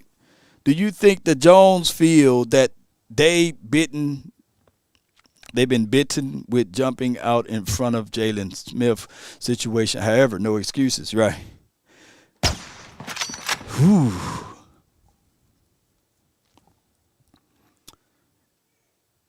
The Jalen Smith contract, they gave, I forgot how it all went down, but I believe they offered Zeke that money first, and Zeke didn't want to get paid that amount of money, and they said, okay, well, we give it to Jalen Smith, right? And it could have been the situation, don't charge it to my head, right? Charge it to my head, not my heart. They could have offered Dak that money too. From my understanding, Jalen Smith had that drop foot. Everybody, mama, uncle, cousin knew that there's going to be some type of, you know, troubled waters with that money, right? And the dude had drop foot. I mean, you could allow him to test the market. If another team would have jumped in at that time, then that's the risk that it is. Remember what I said, there's risk on both sides, you know. But I think that what they did was they said, you know what, we got the money, we got to spend it. Let's just go ahead and pay Jalen Smith. Keep in mind, La'el Collins, Jalen Smith, Ezekiel Elliott, a whole bunch of people got paid before Dak Prescott. And that turned around and bit them in the backside, right? I think paying Jalen Smith before Byron Jones was kind of crazy. So at the end of the day, I think collectively we do a great job in drafting, whereas our drafting ability and our ability to stay afloat, winning above 8 and 9 games or what have you every year, keeps us in a good situation. Collectively, we're still a good team. I don't think that we had back-to-back losing seasons since Bill Parcells was here, right? Y'all let me know if I'm wrong, right? Every year we've been in that mix of winning above 500 games, right? If I've been winning above 500. So it's a cons and pros in that, you know. Teams that suck and pretty much horrid. Like for example, and I'm gonna let the next caller on, right? But for example, people really love the Cincinnati Bengals. They love Joe Burrows. They love Joe Mixon. They love Jamar Chase. But in order for them to get those guys, they had to suck, right? The Cowboys never suck that bad, right? Pause. So at the end of the day, of course people like Joe Burrows. Of course, people like Joe Mixon. Of course, people like Jamar Chase. But in order to get those guys, your team literally had to suck. And the Cowboys, since the 5-11, 5-11, 5-11 Dave Campo's years, we never sucked that bad, right? Unfortunately, it's been that's the conundrum, and that's how the draft works. Unfortunately, now there's every blue moon you will see like a team like the Kansas City Chiefs. They fooled around and got Pat Mahomes, but there were other quarterbacks drafted before Pat Mahomes. I think Deshaun Watson that year, some other quarterback for the Chicago Bears. Sometimes you fall right into that grace. I think Mitch Trubisky was drafted before Pat Mahomes. Was Pat Mahomes in that Daniel Jones draft year too? I can't recall. But what I'm saying is, even the Chiefs, they realized, said, okay, if this guy falls any further, we're going to move up to get him because we got the tools and the resources on our team to help elevate Pat Mahomes. Right? See, sometimes it takes those type of things to happen for you. All right, man, I got my guy Lee Cowboys, man, from the 469. You're live on the Nation. What's up, Law? Yes, indeed. What's good with you, man? Here's my opinion. I know Dallas Cowboy fans, y'all going to be uproar, but I don't care. This team is predicated upon the success of Dak. True. So because of that, I would say Diggs and Parsons needs to wait until the end of the season to sign the contract. So if you can't at least go to an NFC championship game, I'd kind of be out because there's no guarantee after that. We've seen what we can see from Dak. So, yes, he's a good quarterback, but can he take that next step to the elite level? And that's what we're waiting for. If he can't do that, I don't blame Parsons for walking or Diggs. Well, here's the thing it's impossible for Parsons to walk because they have the fifth-year option on him, and they got two franchise tags they can put on him. So Parsons is here for at least 3 to 4 years, right? Because of the way it is. And then Diggs, you got. And I hate to say this again, but the Cowboys' tendencies are to use the franchise tag. So instead of trading him to get something back in multiples of returns, you still got 2 years that you can franchise tag Trayvon Diggs. And the pattern says that the Cowboys are known for franchise tagging, unfortunately. They may have to do the OKC Thunder thing, man. Get some picks out of them. I don't know. But you know, worth it. Kansas City Chiefs, when they traded away, what did they get? They get a lot of things from Miami, right? For Tyreek Hill deal. Because Tyreek Hill, he wanted Devontae Adams money, right? And they was looking at it like, man, they paying Pat Mahomes $500 million. You know, they didn't see that feasible enough for them to do that. And Pat Mahomes, shoot, they trusted him 1,000%. The dude got a great arm, you know, and they got a great system around him, as far as the coaching tree or what have you, and Andy Reid and what he's able to do. And Travis Kelce is still Travis Kelce. So I don't think that the Cowboys are able to move like that because no one wanted to get Minnesota again, right? Nobody wanted it to be the Herschel Walker deal because anything that we do is multiplied by 10, and we can't move it like a thief in the night. We can't. Okay. Well, that's all I had to say, man, and take care. Man, appreciate you, man. Thank you for calling in, fam. All right. Good call from Lee Cowboys. Appreciate him. But you guys give me what I'm saying. I got my guy from the 260, JT. You're live on the Nation. Hey, can you hear me, Law? Yeah, I can hear you, fam. Talk to me, man. Okay, so where do I start? Like, it's kind of funny sometimes, like some of the stuff you hear, man. Like, did he say like that we need to let Micah Parsons go? Right. I think that he was speaking from, I guess, 2027 or 2028 mindset. But keep going. It's like, Because like if we did that, there would literally be people. Because I know everybody already hates on the Cowboys, but if we were to do something like that, we would actually get justified hate law. Because like we can't do that. No. It's too soon, and he's on an upward pattern. He's trending up. Right. Yeah. Here's the other thing, and this is what I find so funny. Like, have you heard some of the recent comments about Dak Prescott? Like on First Take and all those shows today, like people have just been. They've just been roasting this kid, man. Like, I don't get it, law. Like, does it have to be everyday, law? Like, and I know I say this like 1,000 times, but, like, it's every day. Like, it doesn't stop. It don't stop, man. I look back, it never stopped. It never stopped since 2017. And, a lot of people say a quarterback when they're young, give them grace, give them mercy. But somebody tagged me in the video, and I went back to go watch it. And it was 2017, literally in the video when it was posted, and I read the comments. And boy, oh boy, it was the same comments as it relates to this day. So, yeah, they never gonna let up on Dak. Right.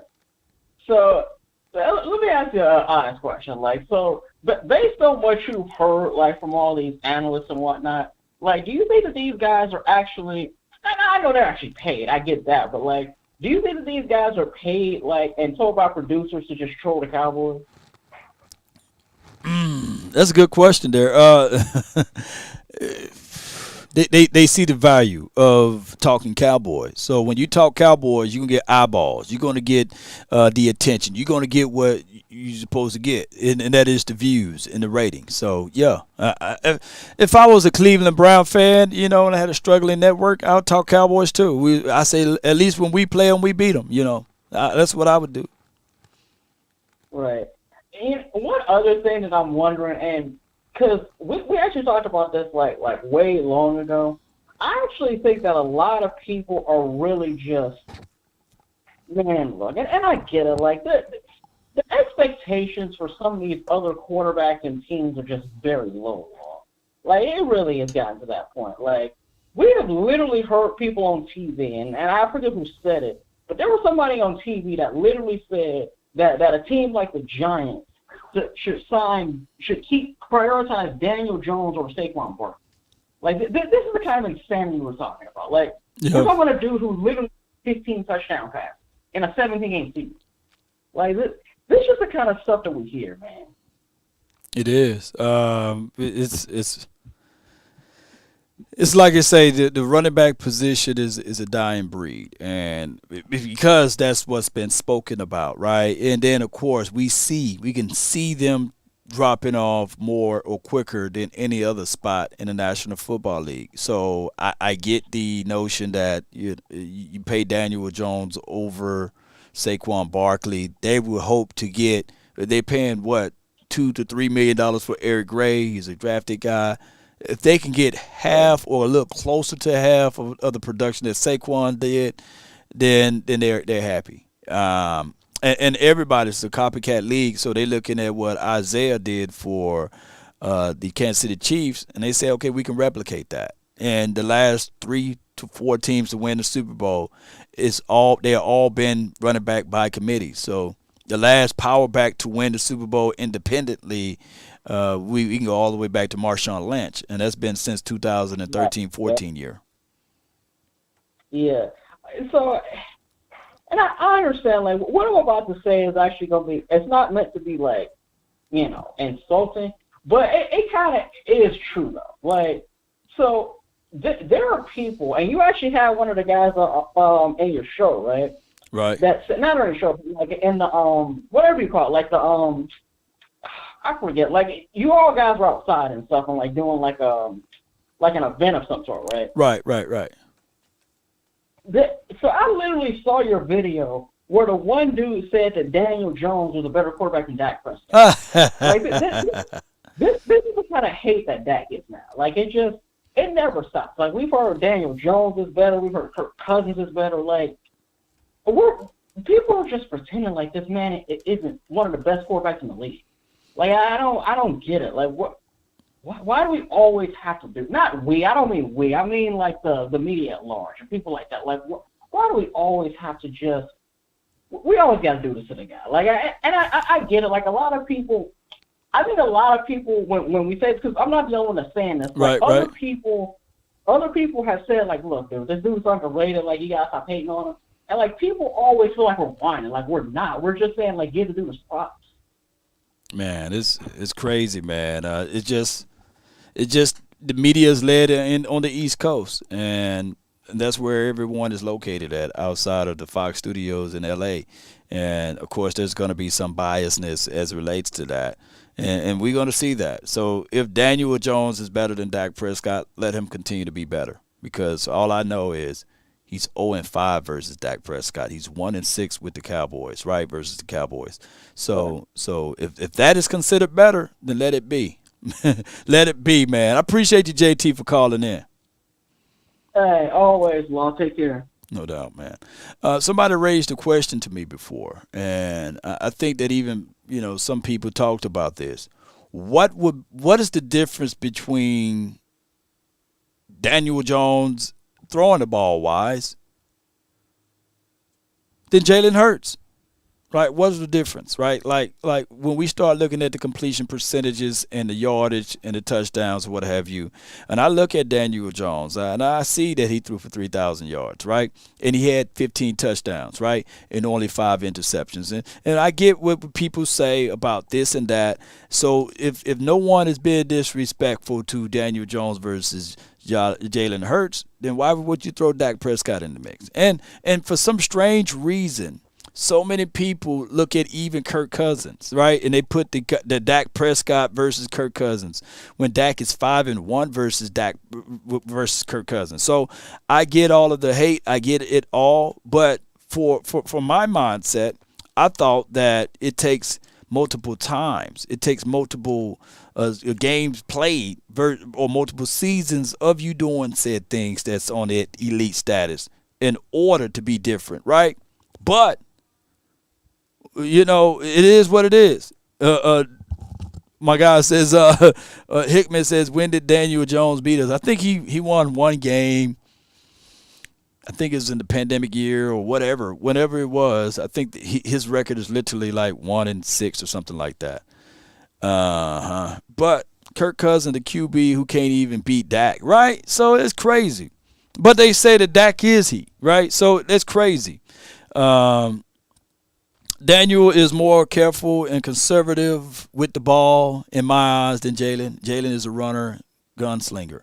Yeah, right. And I feel you, And what propelled Jalen Hurts last season is Shane Steichen. He put him in favorable positions, right? They made the acquisition for A.J. Brown. I'm not taking that away from the Eagles, by the way, for doing that. You're supposed to surround your guy with weapons, right? But from what I heard, that all of a sudden in 1 year, he trumps the quarterback that been here for the multiple years, right? And he never beaten the guy, right? So, like I said to the Giants guy, in order to beat a man, you got to beat the man. Or in order to be the best, beat the best, right? And neither the Eagles, Jalen Hurts, when he's on the field with Dak Prescott, did that, nor did Daniel Jones, right? But I get what they say, that the quarterback wins is not a stats now. I get all of that. But in order to be the best, you got to what? Come on. Words of Ric Flair. Woo! Come on, baby. FBI, open up! All right, let's let these callers in, and I'm going to lock it up because the conference has been locked. I got to go get me something to eat. So we got a lot of people in here. Y'all make it short and quick for me. All right, I got my guy from the 254. You're live. From Waco, Texas, you're live.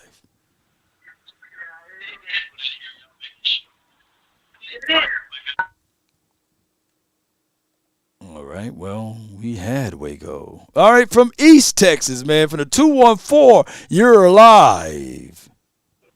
Hello, Law. Nothing to it, Chief. Holla at me, man. Law, can you hear me? Yep. Can you hear me? Yes. Just turn me down in the background. Turn me down in the background, and we can roll. Law, can you hear me? Yep, I can hear you, and I think the people can hear you. Yeah. Okay, all right. Yeah, this is East Texas. Appreciate everything, man, that you do.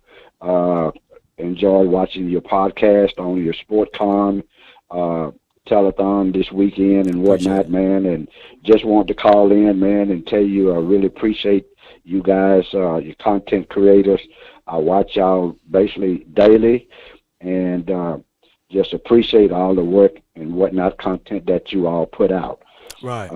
Looking forward to this upcoming season. But I talked to you, I guess, about a year or so ago, and I just want the fans and everybody to be aware. We as fans, we Cowboy fans. We want to win a championship.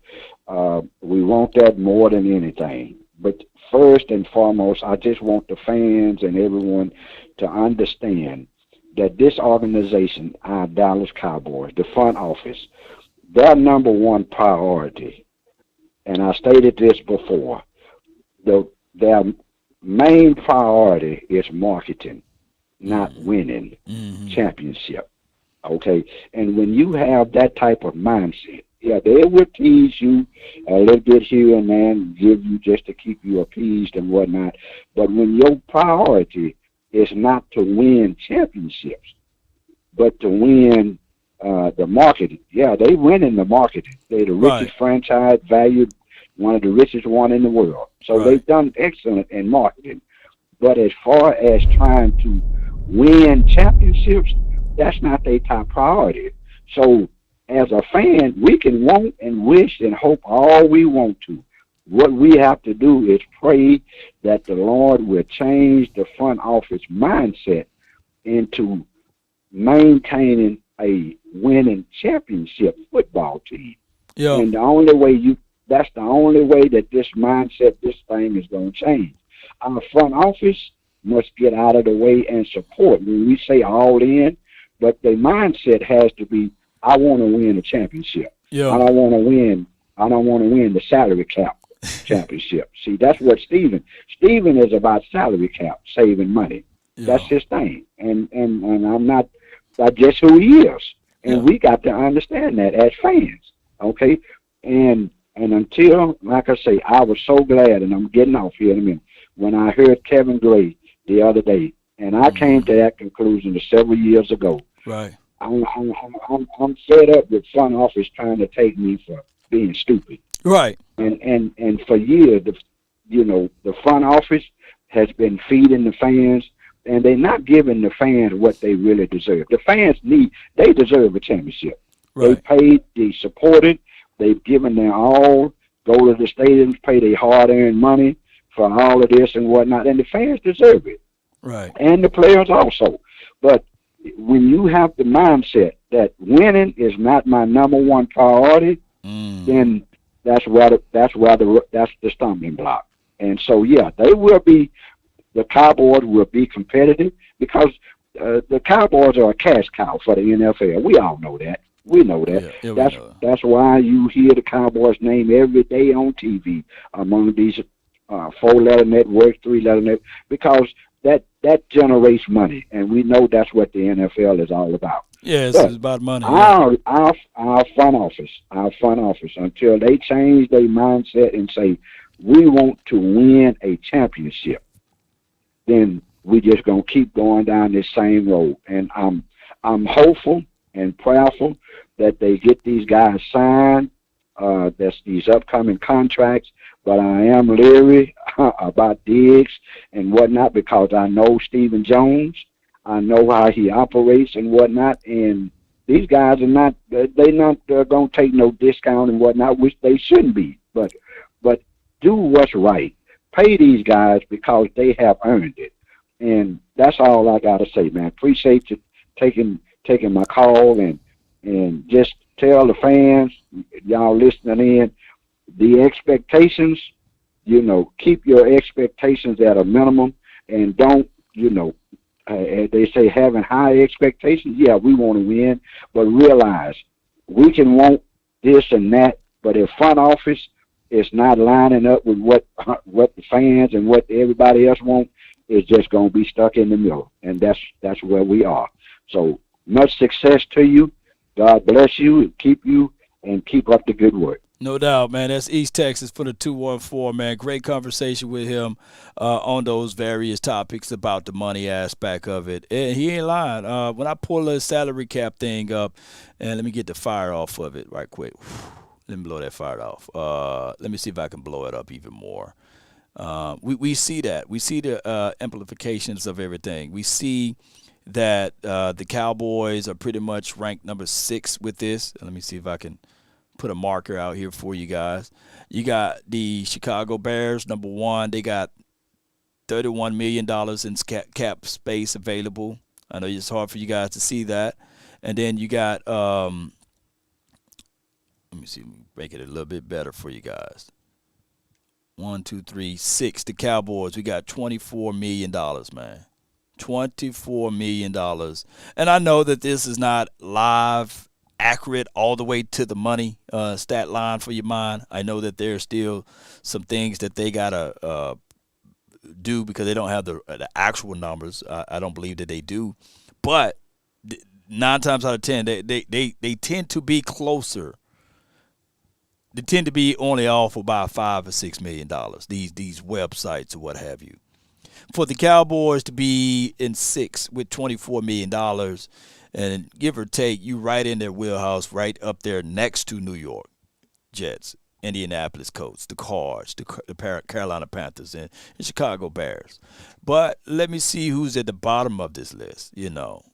Kansas City Chiefs, they only got $858,000. Tampa Bay, the Raiders, the Giants, Buffalo Bills, Tennessee Titans, Seattle, Denver Broncos, those teams down at the bottom. Not saying that, they are more than likely to go to the Super Bowl or what have you, but I'm just looking at the numbers, man, and for what I can see off of there is that the Cowboys are number 6, and we still got people to pay. We got people to pay, but there should be zero excuses. I got my guy Jake the Great from the 561. You're live on the Nation. Yo, what's happening, Law? What's going on with you, man? Man, I'm doing good, man. I can't complain, bro. Talk to me. Well, let me talk to y'all first. I want to give a shout out to the new media. Y'all boys did an outstanding job out there in SportsCon. I know y'all done got some flowers, but I want to personally shout them out. Y'all boys building that plane in the air. Y'all walked off. Henny Moore, he held down the house. Yeah. You know what I'm saying? Landlord from Alabama doing his thing. Cowboy holding it down. Gucci, hey, West Coast, Law, you guys are the voice of the people. Yeah. There's no way that they don't hear y'all now. You hear what I'm saying? Oh, yeah. ESPN was a hating. We usually call y'all 4-letter networks, but where I'm from, we call our names. You hear me? I know ESPN was hating. I know FS1 was hating. Y'all have Malik Hooker, and y'all asking outstanding questions, man. I'm over there hyped like it was like a game. Law, Jerry Jones listens to you, bro. And the only reason why one of the callers said don't have my expectations too high. BS, my expectations are through the roof because know the Cowboys, they're through the roof because they hear us. They hear us talking. And just by the offseason, what Stephen Jones did when he swapped this little 5th-round pick and got that, swapped that 5th-round pick and got that, they don't want to give us the credit, but I'm going to give the credit to the new media because we were sick and tired of it. Oh, yeah. Offseason, you're not doing nothing. We were sick and tired of it. We let it be known. Boss Cowboy, let it be known. And they're hearing our voice, man. I feel change is coming, but I got one rebuttal on that. Go ahead. Your boy, 100 grand was spitting nothing but fire, nothing but the truth. Oh, yeah. They playing with Parsons, and they playing. One of them boys ain't going to get paid because, to me, I can't understand it. We want something, and when we get what we want, we don't want to pay for it. We have Byron Jones, and he covered everybody. He ain't getting no interception. We're like, nah, we can't pay him because he doesn't get no interception. All right, fact. Yeah. But now you got Diggs. He giving you everything you asked for, and we're talking about franchise tag. The Cowboys need to stop playing with these players. Jake, let me add this into it then. Talk to me.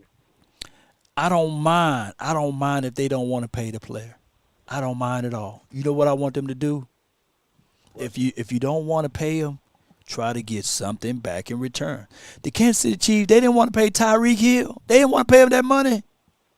But they said, you know what? We're going to get something back in return. I think that collectively, we are all saying the same thing.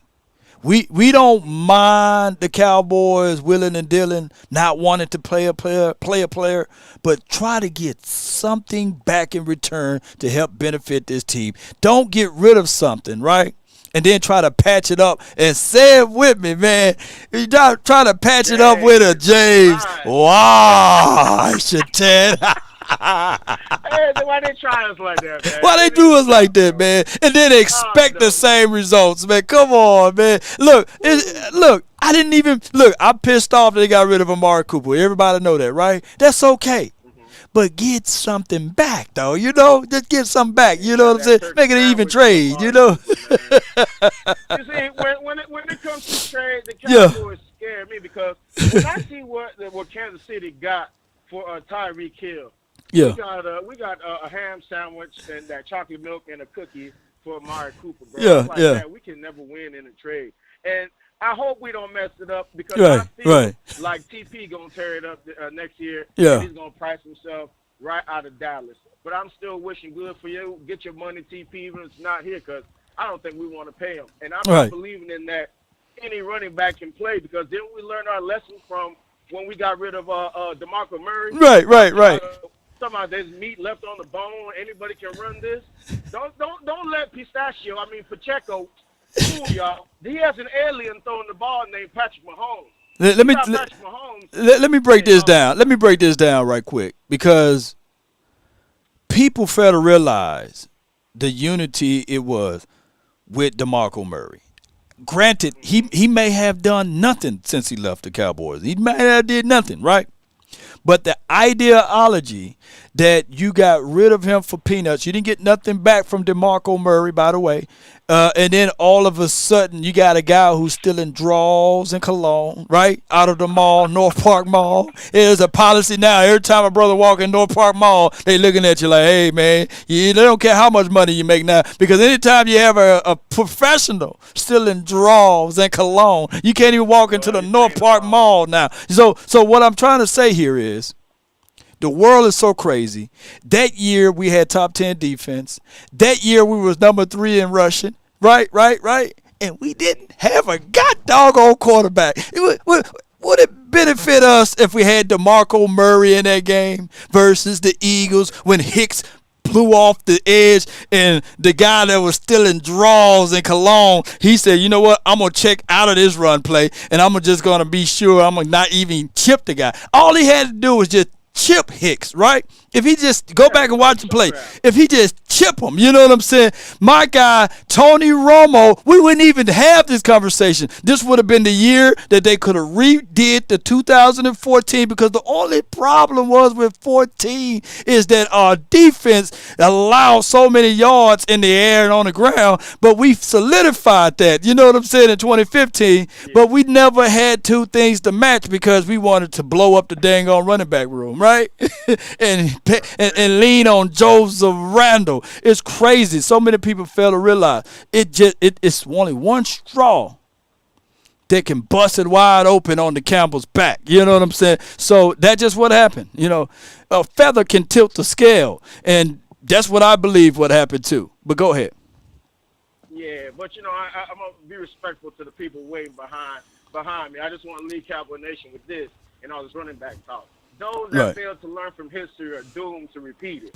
That's all I got. The Jake the Great, and I'm out. That's the philosopher, Jake the Great. Now, man, appreciate him, man. Oh my goodness, man.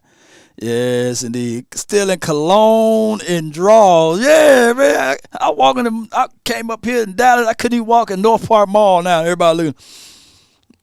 Who is he? You know, make sure we follow him all through Nordstrom and all of those little fancy little places in North Park Mall because of Joseph Randle. Oh my goodness! If he ever at SportsCon, I might ask him that question. Like, man, what was going on into the mental mindset? What really happened? You sharded? That's what happened. You know, you short it. It happened to us all, man. You know what I'm saying? It'd be best to just play it off a little bit. Just go ahead and buy it, man. Hey, man, I was looking for a restroom. I was trying to take these protein shakes. It didn't agree with my body, right? I had too much peanut butter and other stuff, man. I shorted. I need me. I'm Joseph Randall, man. I play for the Cowboys. I'm 121. Can you go over there and give me those cologne and those drawers? Because I need to change it out.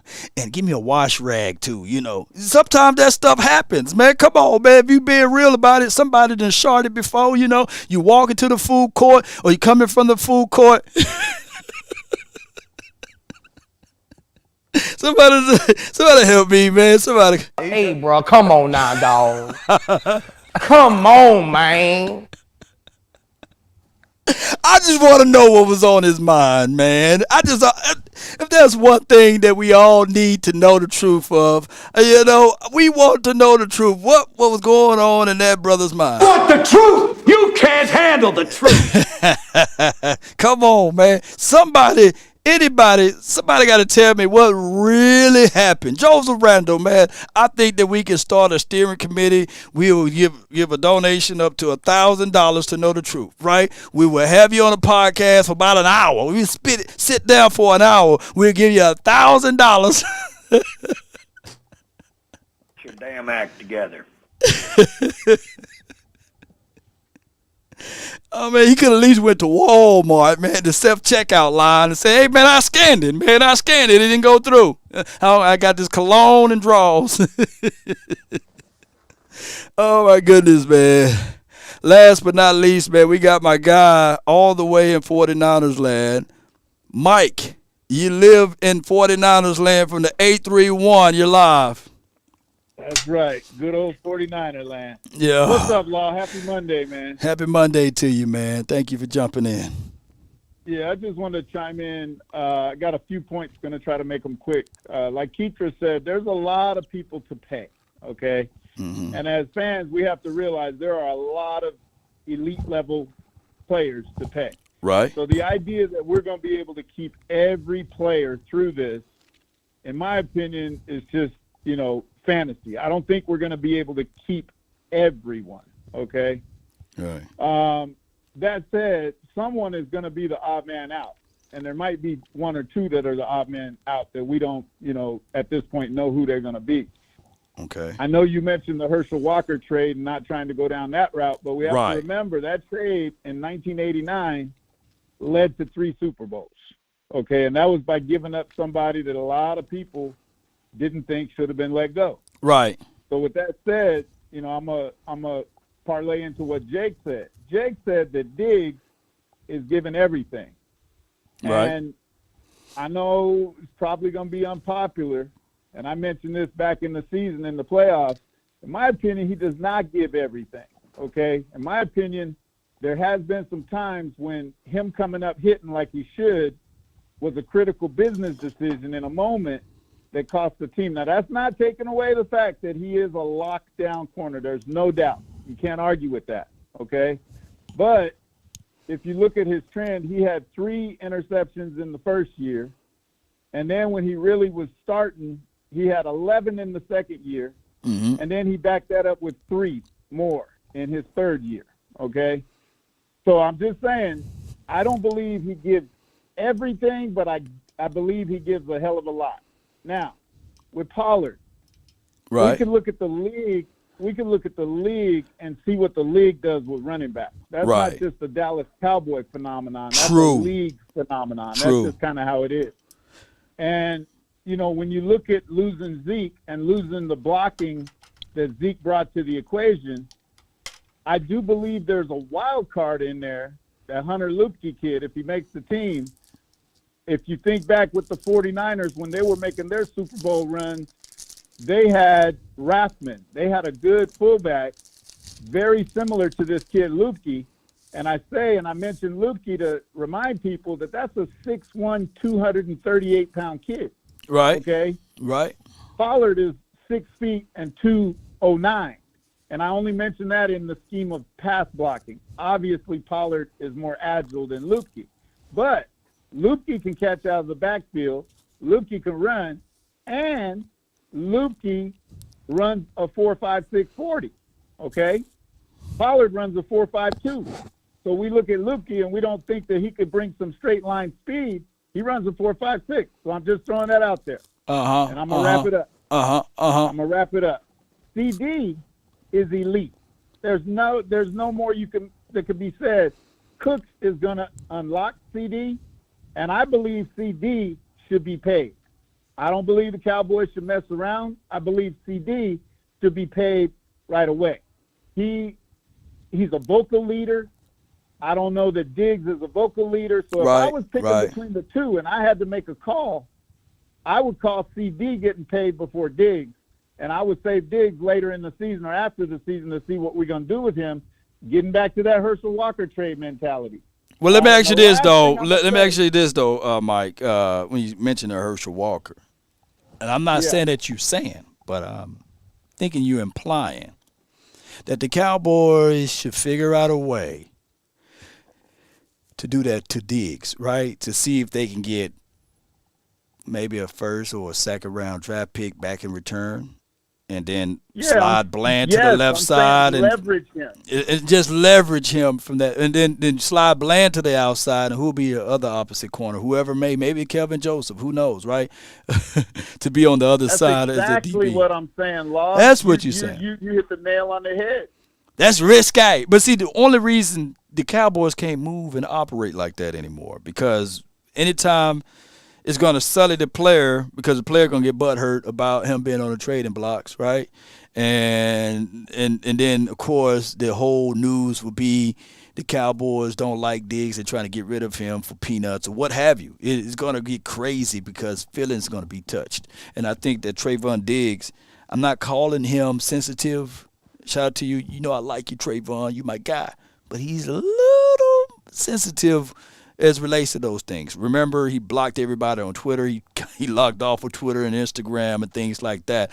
I'm not saying you got to protect him, but it can get real sour on him, right? It can. This whole entire deal can get real sour. This is what I'm trying to say.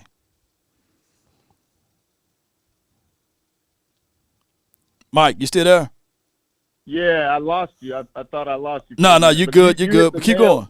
Keep going. Yeah. Okay, you hit the nail on the head with my perspective on that. And the fact that he did react the way that you just said he reacted, to me, and trust me, I really do like Diggs. I know it sounds like I don't like Diggs. I really like Diggs.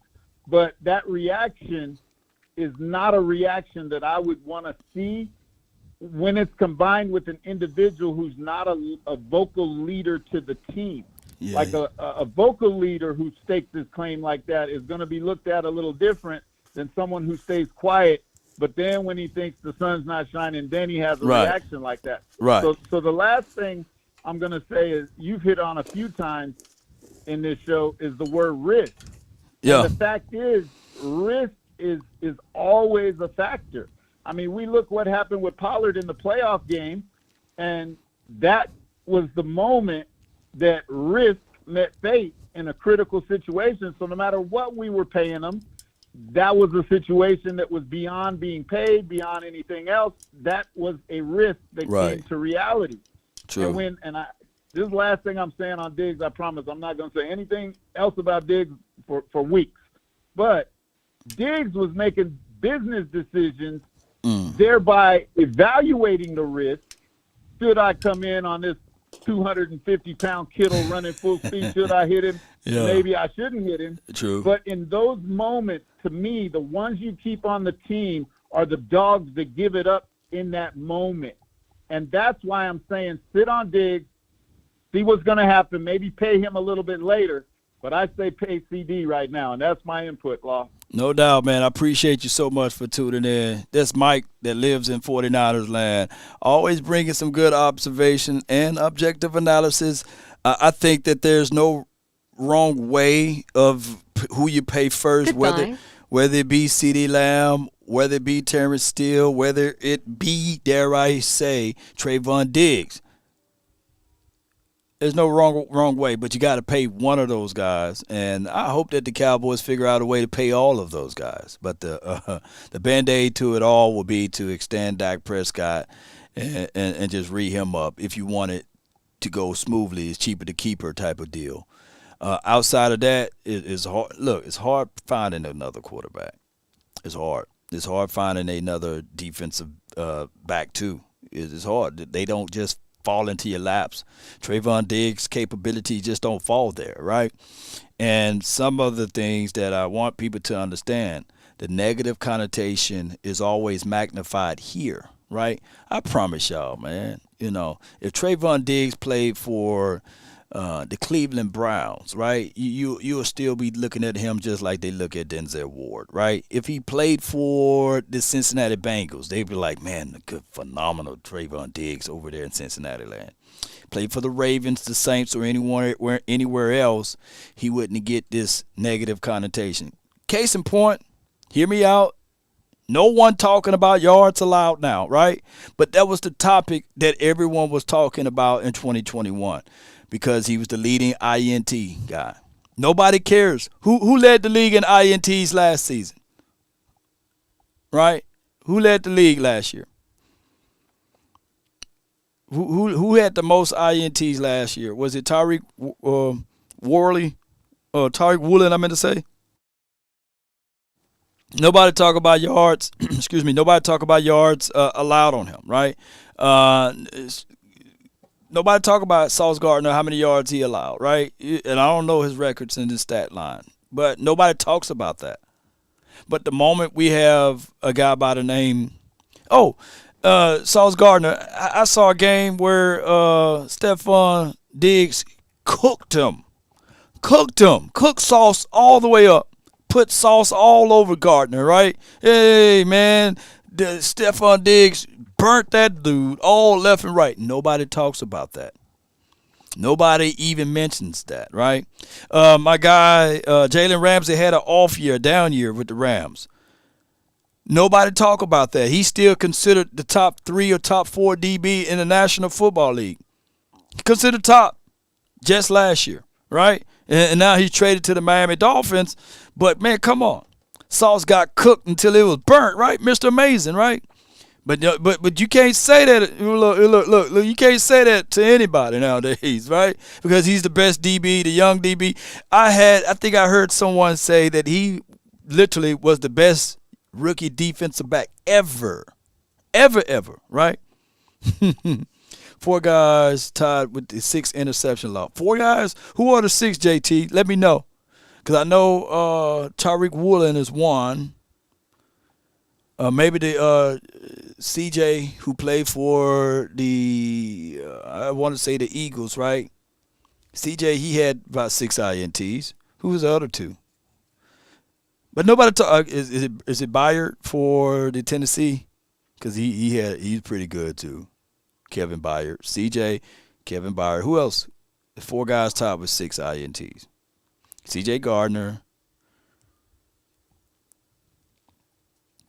Okay, Simmons, Fitzpatrick, Gardner Johnson, and Woolen. Okay, appreciate you, man.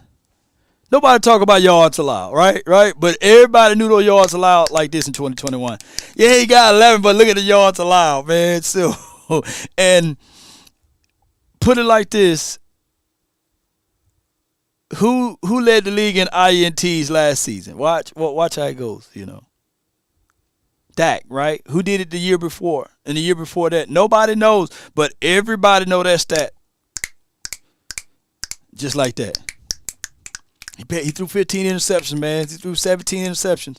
He threw 15, 17 interceptions, blah, blah, blah, blah, you know. That's just how it goes, man. Josh Allen, the interception king. But if you do a stretch of 3 years, Dak Prescott name is not on that list. I believe it's Josh Allen and someone else. I think Herb or somebody. But I get it. You know, the thing is, a quarterback can have an unbelievable 1 year, and he's considered the greatest thing since sliced bread, all right? I've seen people put Justin Fields ahead of Dak Prescott. I've seen people put Jalen Hurts ahead of Dak Prescott. But when I look, pull up Hurts right quick. Like, this is rookie year, right? Or his first year. He had 148 attempts, 1,000 yards, 6 touchdowns to 4 interceptions, right? I get that. He didn't play all that year. That's not his fault. That's the Eagles' fault, right? And then his second year, he played a full season, 3,144 yards, 16 touchdowns to 9 interceptions. From the Eagles community, he's better than Dak. Just by this alone, right, in 2021. And took his team to the playoffs, right? Took his team to the Super Bowl, what have you, 3,701 yards, 22 touchdowns, 6 interceptions, right? And I'm sitting here looking and I'm thinking, okay, normally in a quarterback world, we would say, yeah, that's good, do it again. Consistency, right? Consistency means everything. Can he continue to do this? Because from a natural eye, every year he's doing this, right? But let's see how high that mountain can really be, right? So I'm not saying that he is. Put it like this. When it's the Jalen Hurts versus Dak Prescott conversation, I tell most people, yeah, that's cool to have that. That's understandable. But my mindset would be, even if you are a diehard Eagles fan, you would want to say, hey, can he do this again? Can he bring the 3,701 yards and 22 touchdowns to 6 INTs again? Not about rushing, because you don't want your quarterback to rush all the time because the propensity of him getting hurt is there, right? So even let's pull up Daniel Jones. This was his last season, right? 3,200, and it's not that much different between Daniel Jones and what he did on the field from throwing the ball, then dare I say Hurts. Look, the same thing almost. So, it's almost mirroring each other. And the year before that, look what he did in 2021. 10 touchdowns to 7 INTs, right? 2,428 yards. This is 2021, and then 2020, 11 touchdowns to 10 interceptions, okay? But for what I'm saying is the quarterback that's for the Cowboys, he have one bad season, all of a sudden these guys automatically, they better, right? Normally in a world, whereas people would say, hey, consistency is the ultimate measure, right? Can this guy bring this up again for the 2023 season? There's nothing wrong with saying that your quarterback improved. There's nothing wrong with saying that Daniel Jones improved. There's nothing wrong with saying that Jalen Hurts improved. But there's something different when you say, oh, he just ultimately better, right? These people, these defensive backs and these defensive coordinators saying, okay, now we see what they like to do. Now we're going to make these guys play left-handed, right? Yeah, Super Bowls are team accomplishments, right? Because if that's the case, who were the quarterbacks when Brad Johnson won the Super Bowl? When people say that their quarterback made it to the Super Bowl and won, are they the same people that say, well, that particular quarterback, Brad Johnson, let's say, for example, Trent Dilfer, they better than Dan Marino. They better than Dan Marino. Why? Because they won the Super Bowl. No, man, we ain't finna have these type of conversations. Come on, y'all. But I get with what people say. Matter of fact, I don't want to go to no Super Bowl and not win it. I don't know that feeling. Every Super Bowl I seen the Cowboys in, we won. Now, for those who were way, way back in the days when we went to those Super Bowls and lost, I know it still hurts in your heart. If you were still alive during that time frame, I know it still hurts in your heart. I can tell you, I got a brother that saw the 49ers go to the Super Bowl to ultimately lose, and it's still like a knife in his back. So I think that the Eagles, when they start talking about us, they talk about us to keep from crying, right? They talk about us to deflect when they talk about, hey, man, well, at least Jalen Hurts made it to the Super Bowl, right? they reflecting, right? They talking about us to keep from crying. That's just what it is. And there's no other way around it. Yeah, oh, my gosh, man. Why y'all still crying over there? That's what they doing. Every time I hear it, well, at least we went into the Super Bowl. Yeah, but you lost. And, hey, there's not a Cowboy person that said that they would love to change spots for you to be in the Super Bowl to watch your team lose. No, I don't think there's one Cowboys fan that would say otherwise to a 49er fan, right? We saw them in 2 Super Bowls. The Ravens Super Bowl, I grinned. I got me about 4 or 5 shots of Hennessy. I was celebrating the Super Bowl with the Ravens. Like, yeah, come on, cook, Raven, cook. You know what I'm saying? And the crazy part about it, all of those Super Bowls, I was sweating like, oh, Lord, oh, man. Oh, my goodness, man, the Niners might come back. The lights went out. You know what I'm saying? Come on, baby. Boy, did y'all see how much we celebrate? Boy, you know, misery love company, right? At least we can point and look back at what happened to us. We can look at, say, okay, Dave Kimbo, 5-11, 5-11. You still didn't get rid of them? 5-11. Hey, Bill Parcells, let's go. And then Bill Parcells, they went against this dude and got T.O. I get what y'all saying, right? T.O. didn't even, look, Bill Parcells didn't even want to call him T.O. He called him the player. Yes, he did. Hey, Bill Parcells knew that there was a Super Bowl capability of a compact type of team, right? Oh, he knew. On his way out, he gave Tony Romo 10 things to live by. You know what I'm saying? 10 commandments to be a quarterback for the National Football League. But it hurt him so bad, he said, let me get on up out of here, dog. And we made it back to the playoffs in 2006 and 07. Don't y'all know that was the last time we made it to the playoffs back-to-back, 06 and 07? That's a long time from then. You know what I'm saying? God, dog, you know. Not all INTs are Dak Prescott, ball hit, wide receiver, hands up in the air. Yeah, Scorpio, you're right. You ain't lying, dog. You ain't lying. He ain't lying. You ain't lying at all. But what I'm trying to say, at least we can go back and look and say, yeah, we had Jason Garrett for a long time here. And you could say that those are just excuses, you know, but those are facts too. And excuses and facts and all of those things, you can go back and forth and say, hey, these are the things that it is what it is type of conversational talk. And I get that. And I'm not finna take that away. There's a Giant fan out there that said they got 8 rings, right? It don't have a good ring to it to me. But he said they got 8 rings. And he talking about those are facts, right? Facts can be deceiving when you don't put all of it together. Law, do you have any truths to this, right? Do you have any facts to back that up? The second most winningest coach of all time in Cowboys history is Jason Garrett. Those are facts. 40 years from now, somebody can look down at that and say, hey, that man was a great coach. That man is the second most winningest head coach in Cowboys history. Let that sink in. But why? He was here the longest. His tenure was long here. He the second longest tenured coach in Cowboys history as well. You see, if I say that around enough, people will believe in law. And they would say, hey, Cowboys had their opportunities. Look at this guy. Only Tom Landry had more wins than him. But that's not how these things really go.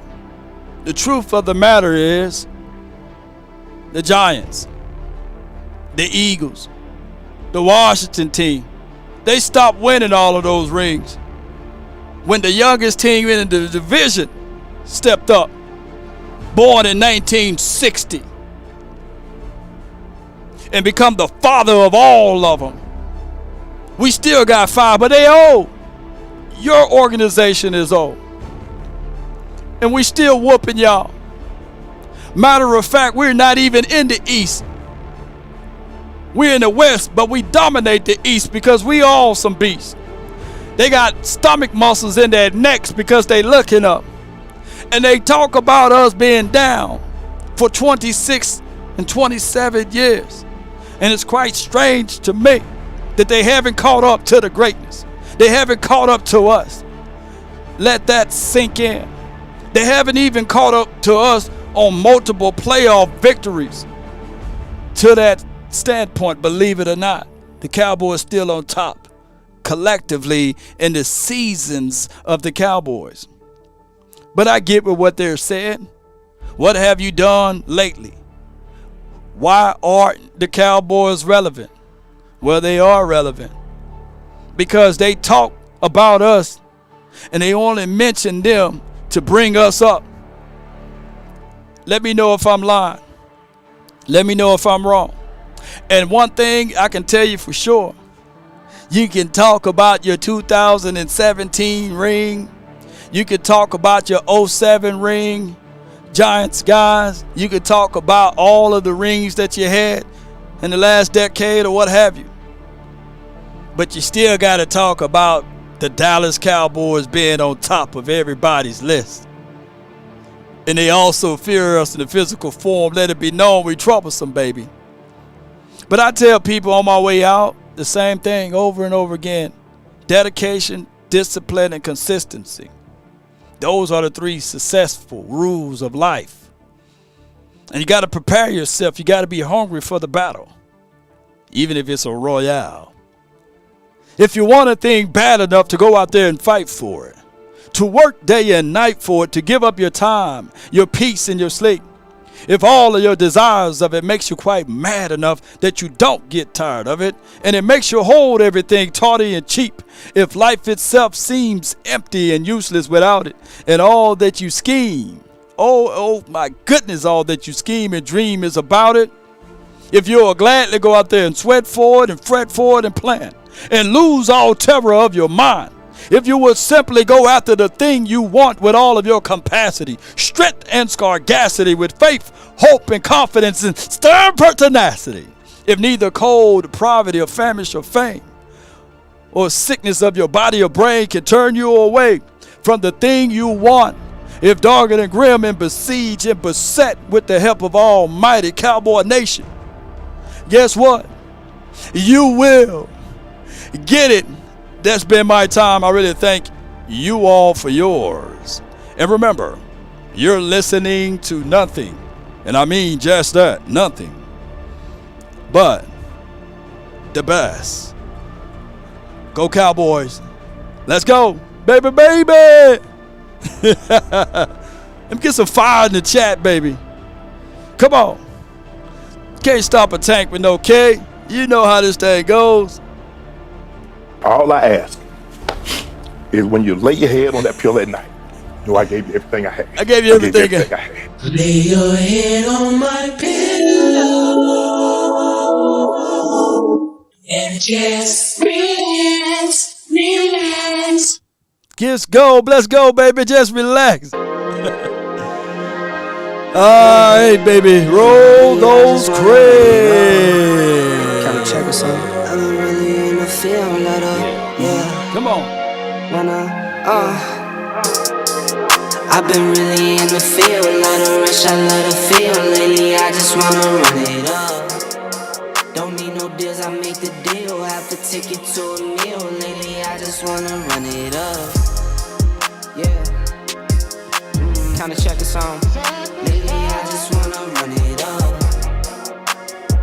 Count that too, count it up, count it up, count it up, count it up. Lately I just wanna run it up. Need them ones, I need them fives, need them tens, I need that change to the cent, got blues inside. Is when you lay your head on Greens that and pillow pinks, it's all the same. I still save and roll my change. Take some losses when I play, charge it to the game. Shout out to you, Patrice, Jay, Sanjay, Scorpio. I'm with Bay, yeah, I'm with Jay, yeah, I'm with Chuck and now. Still the same, now switching sides, know it's about loyalty. Hey. You switch sides off for the bag, and that's what more to me. I mix Nike with designer, I experiment. You just rock what's on the shelf and I'm not feeling it. Search for the one, but baby girl, it's nothing real as this. Can't trust a soul, I keep a hammer, call it too legit. I've been really in the field, let her rush, I let her feel. Lately I just wanna run it up. All I ask. Don't need no deals, I make the deal. Have to take it to a meal. Lately I just wanna run it up. All I ask. All I Kinda ask. check the song. Lately I just wanna run it up. Wait for rain, you gotta deal with the mud too. Count that too, count it up, count it up, count it up. All I ask. Lately I just wanna run it up. Lay your head on that pillow. Yeah, I just be off the dome. foes and clones. I be at home alone. I be in zones alone. I be on road alone. I been really in the field, let her rush, I let her feel lately. I just wanna run it up. Don't need no deals, I make it emotional, damn it. Lately, I just wanna run it up. Time to check the song. Get that bird. Oh, he's down. Count that too. Lately, I just wanna run it up. 5, 4, 3, 2. We answered. I talked stuff. I thought we had it, but it goes to show you who's a better team, and I'm sticking Cowboys. You're crying. I love my Eagles. I don't believe it. You gonna clap the hat one more time for the Eagles for the hard fight you did? Let's go, birds fly, Eagles fly. Still Super Bowl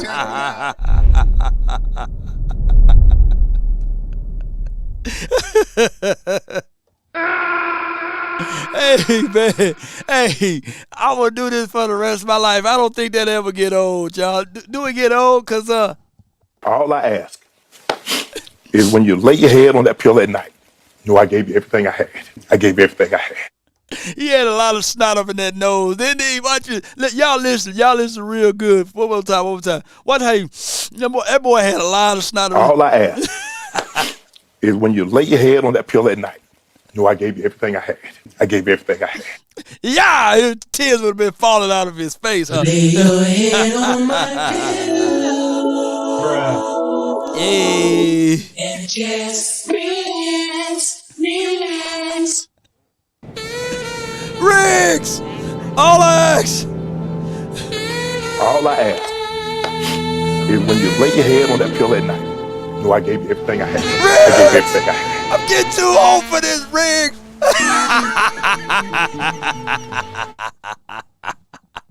I never thought that I could put the music of Lethal Weapon on with Shay Sharp and marry them together. Hey, let's do it one more time. Y'all good? Y'all ain't ready to go nowhere. Let's do it one more time. Let's do it one more time. I'm gonna put the Lethal Weapon music on, right? and we're gonna say, Skip, I'm getting too old for this. Skip! Is when you lay your head on that pillow at night. I'm getting too old for this. I gave you everything I had. When you pray for rain, you gotta deal with the mud too. Rex! Hey man, that guy Danny Glover, man. Oh my goodness, he don't never age. Danny never age. That Joker still look the same on all Lethal Weapons. Danny Glover, literally. Riggs and Danny Glover. Riggs started out as a rookie cop, right? And by the time Lethal Weapon 5 got that, they were the same age. I can't make this stuff up. Danny Glover never aged, right? But Riggs, he done got old, and he got Lethal Weapon for all the way from 1, 2, 3, 4, 5. I believe it was 5 Lethal Weapons, right? And they became the same age. I can't make this up. Morgan Freeman never aged, right? And Samuel L. Jackson, man, they got the fountain of youth, man, somewhere going on. Let me get on up out of here. They never age, man. Riggs, I'm getting too old for this, Riggs. I can't make this stuff up. Skip! I'm getting too old for this, Skip. Don't call me to work for you. Take a drink of my cigarette. Breathe me out, breathe you in. Yeah. Take a bite of my burger, babe. Save the last bite for you. You must be out of your goddamn mind. Don't let the street lights hit you all alone. You know it's dangerous to go alone.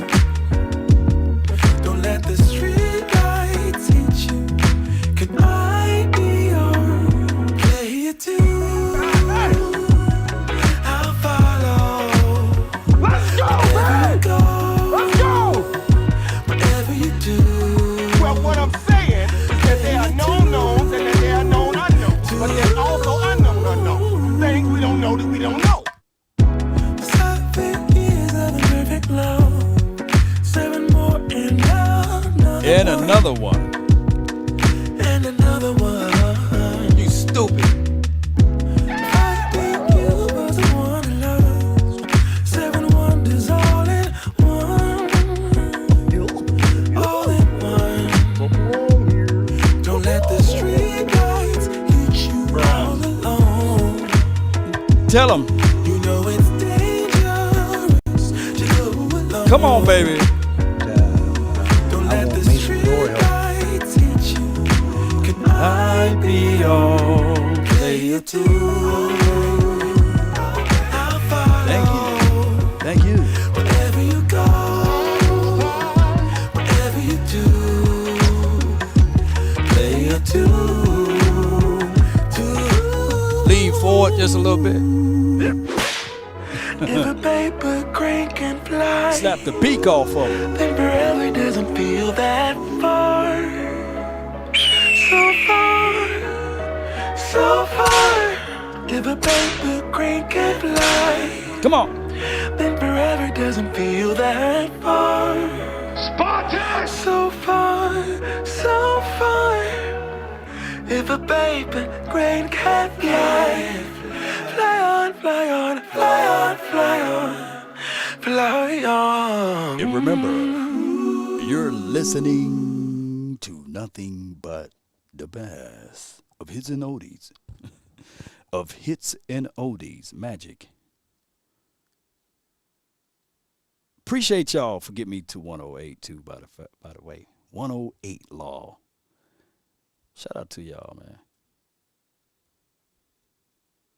He ain't lying.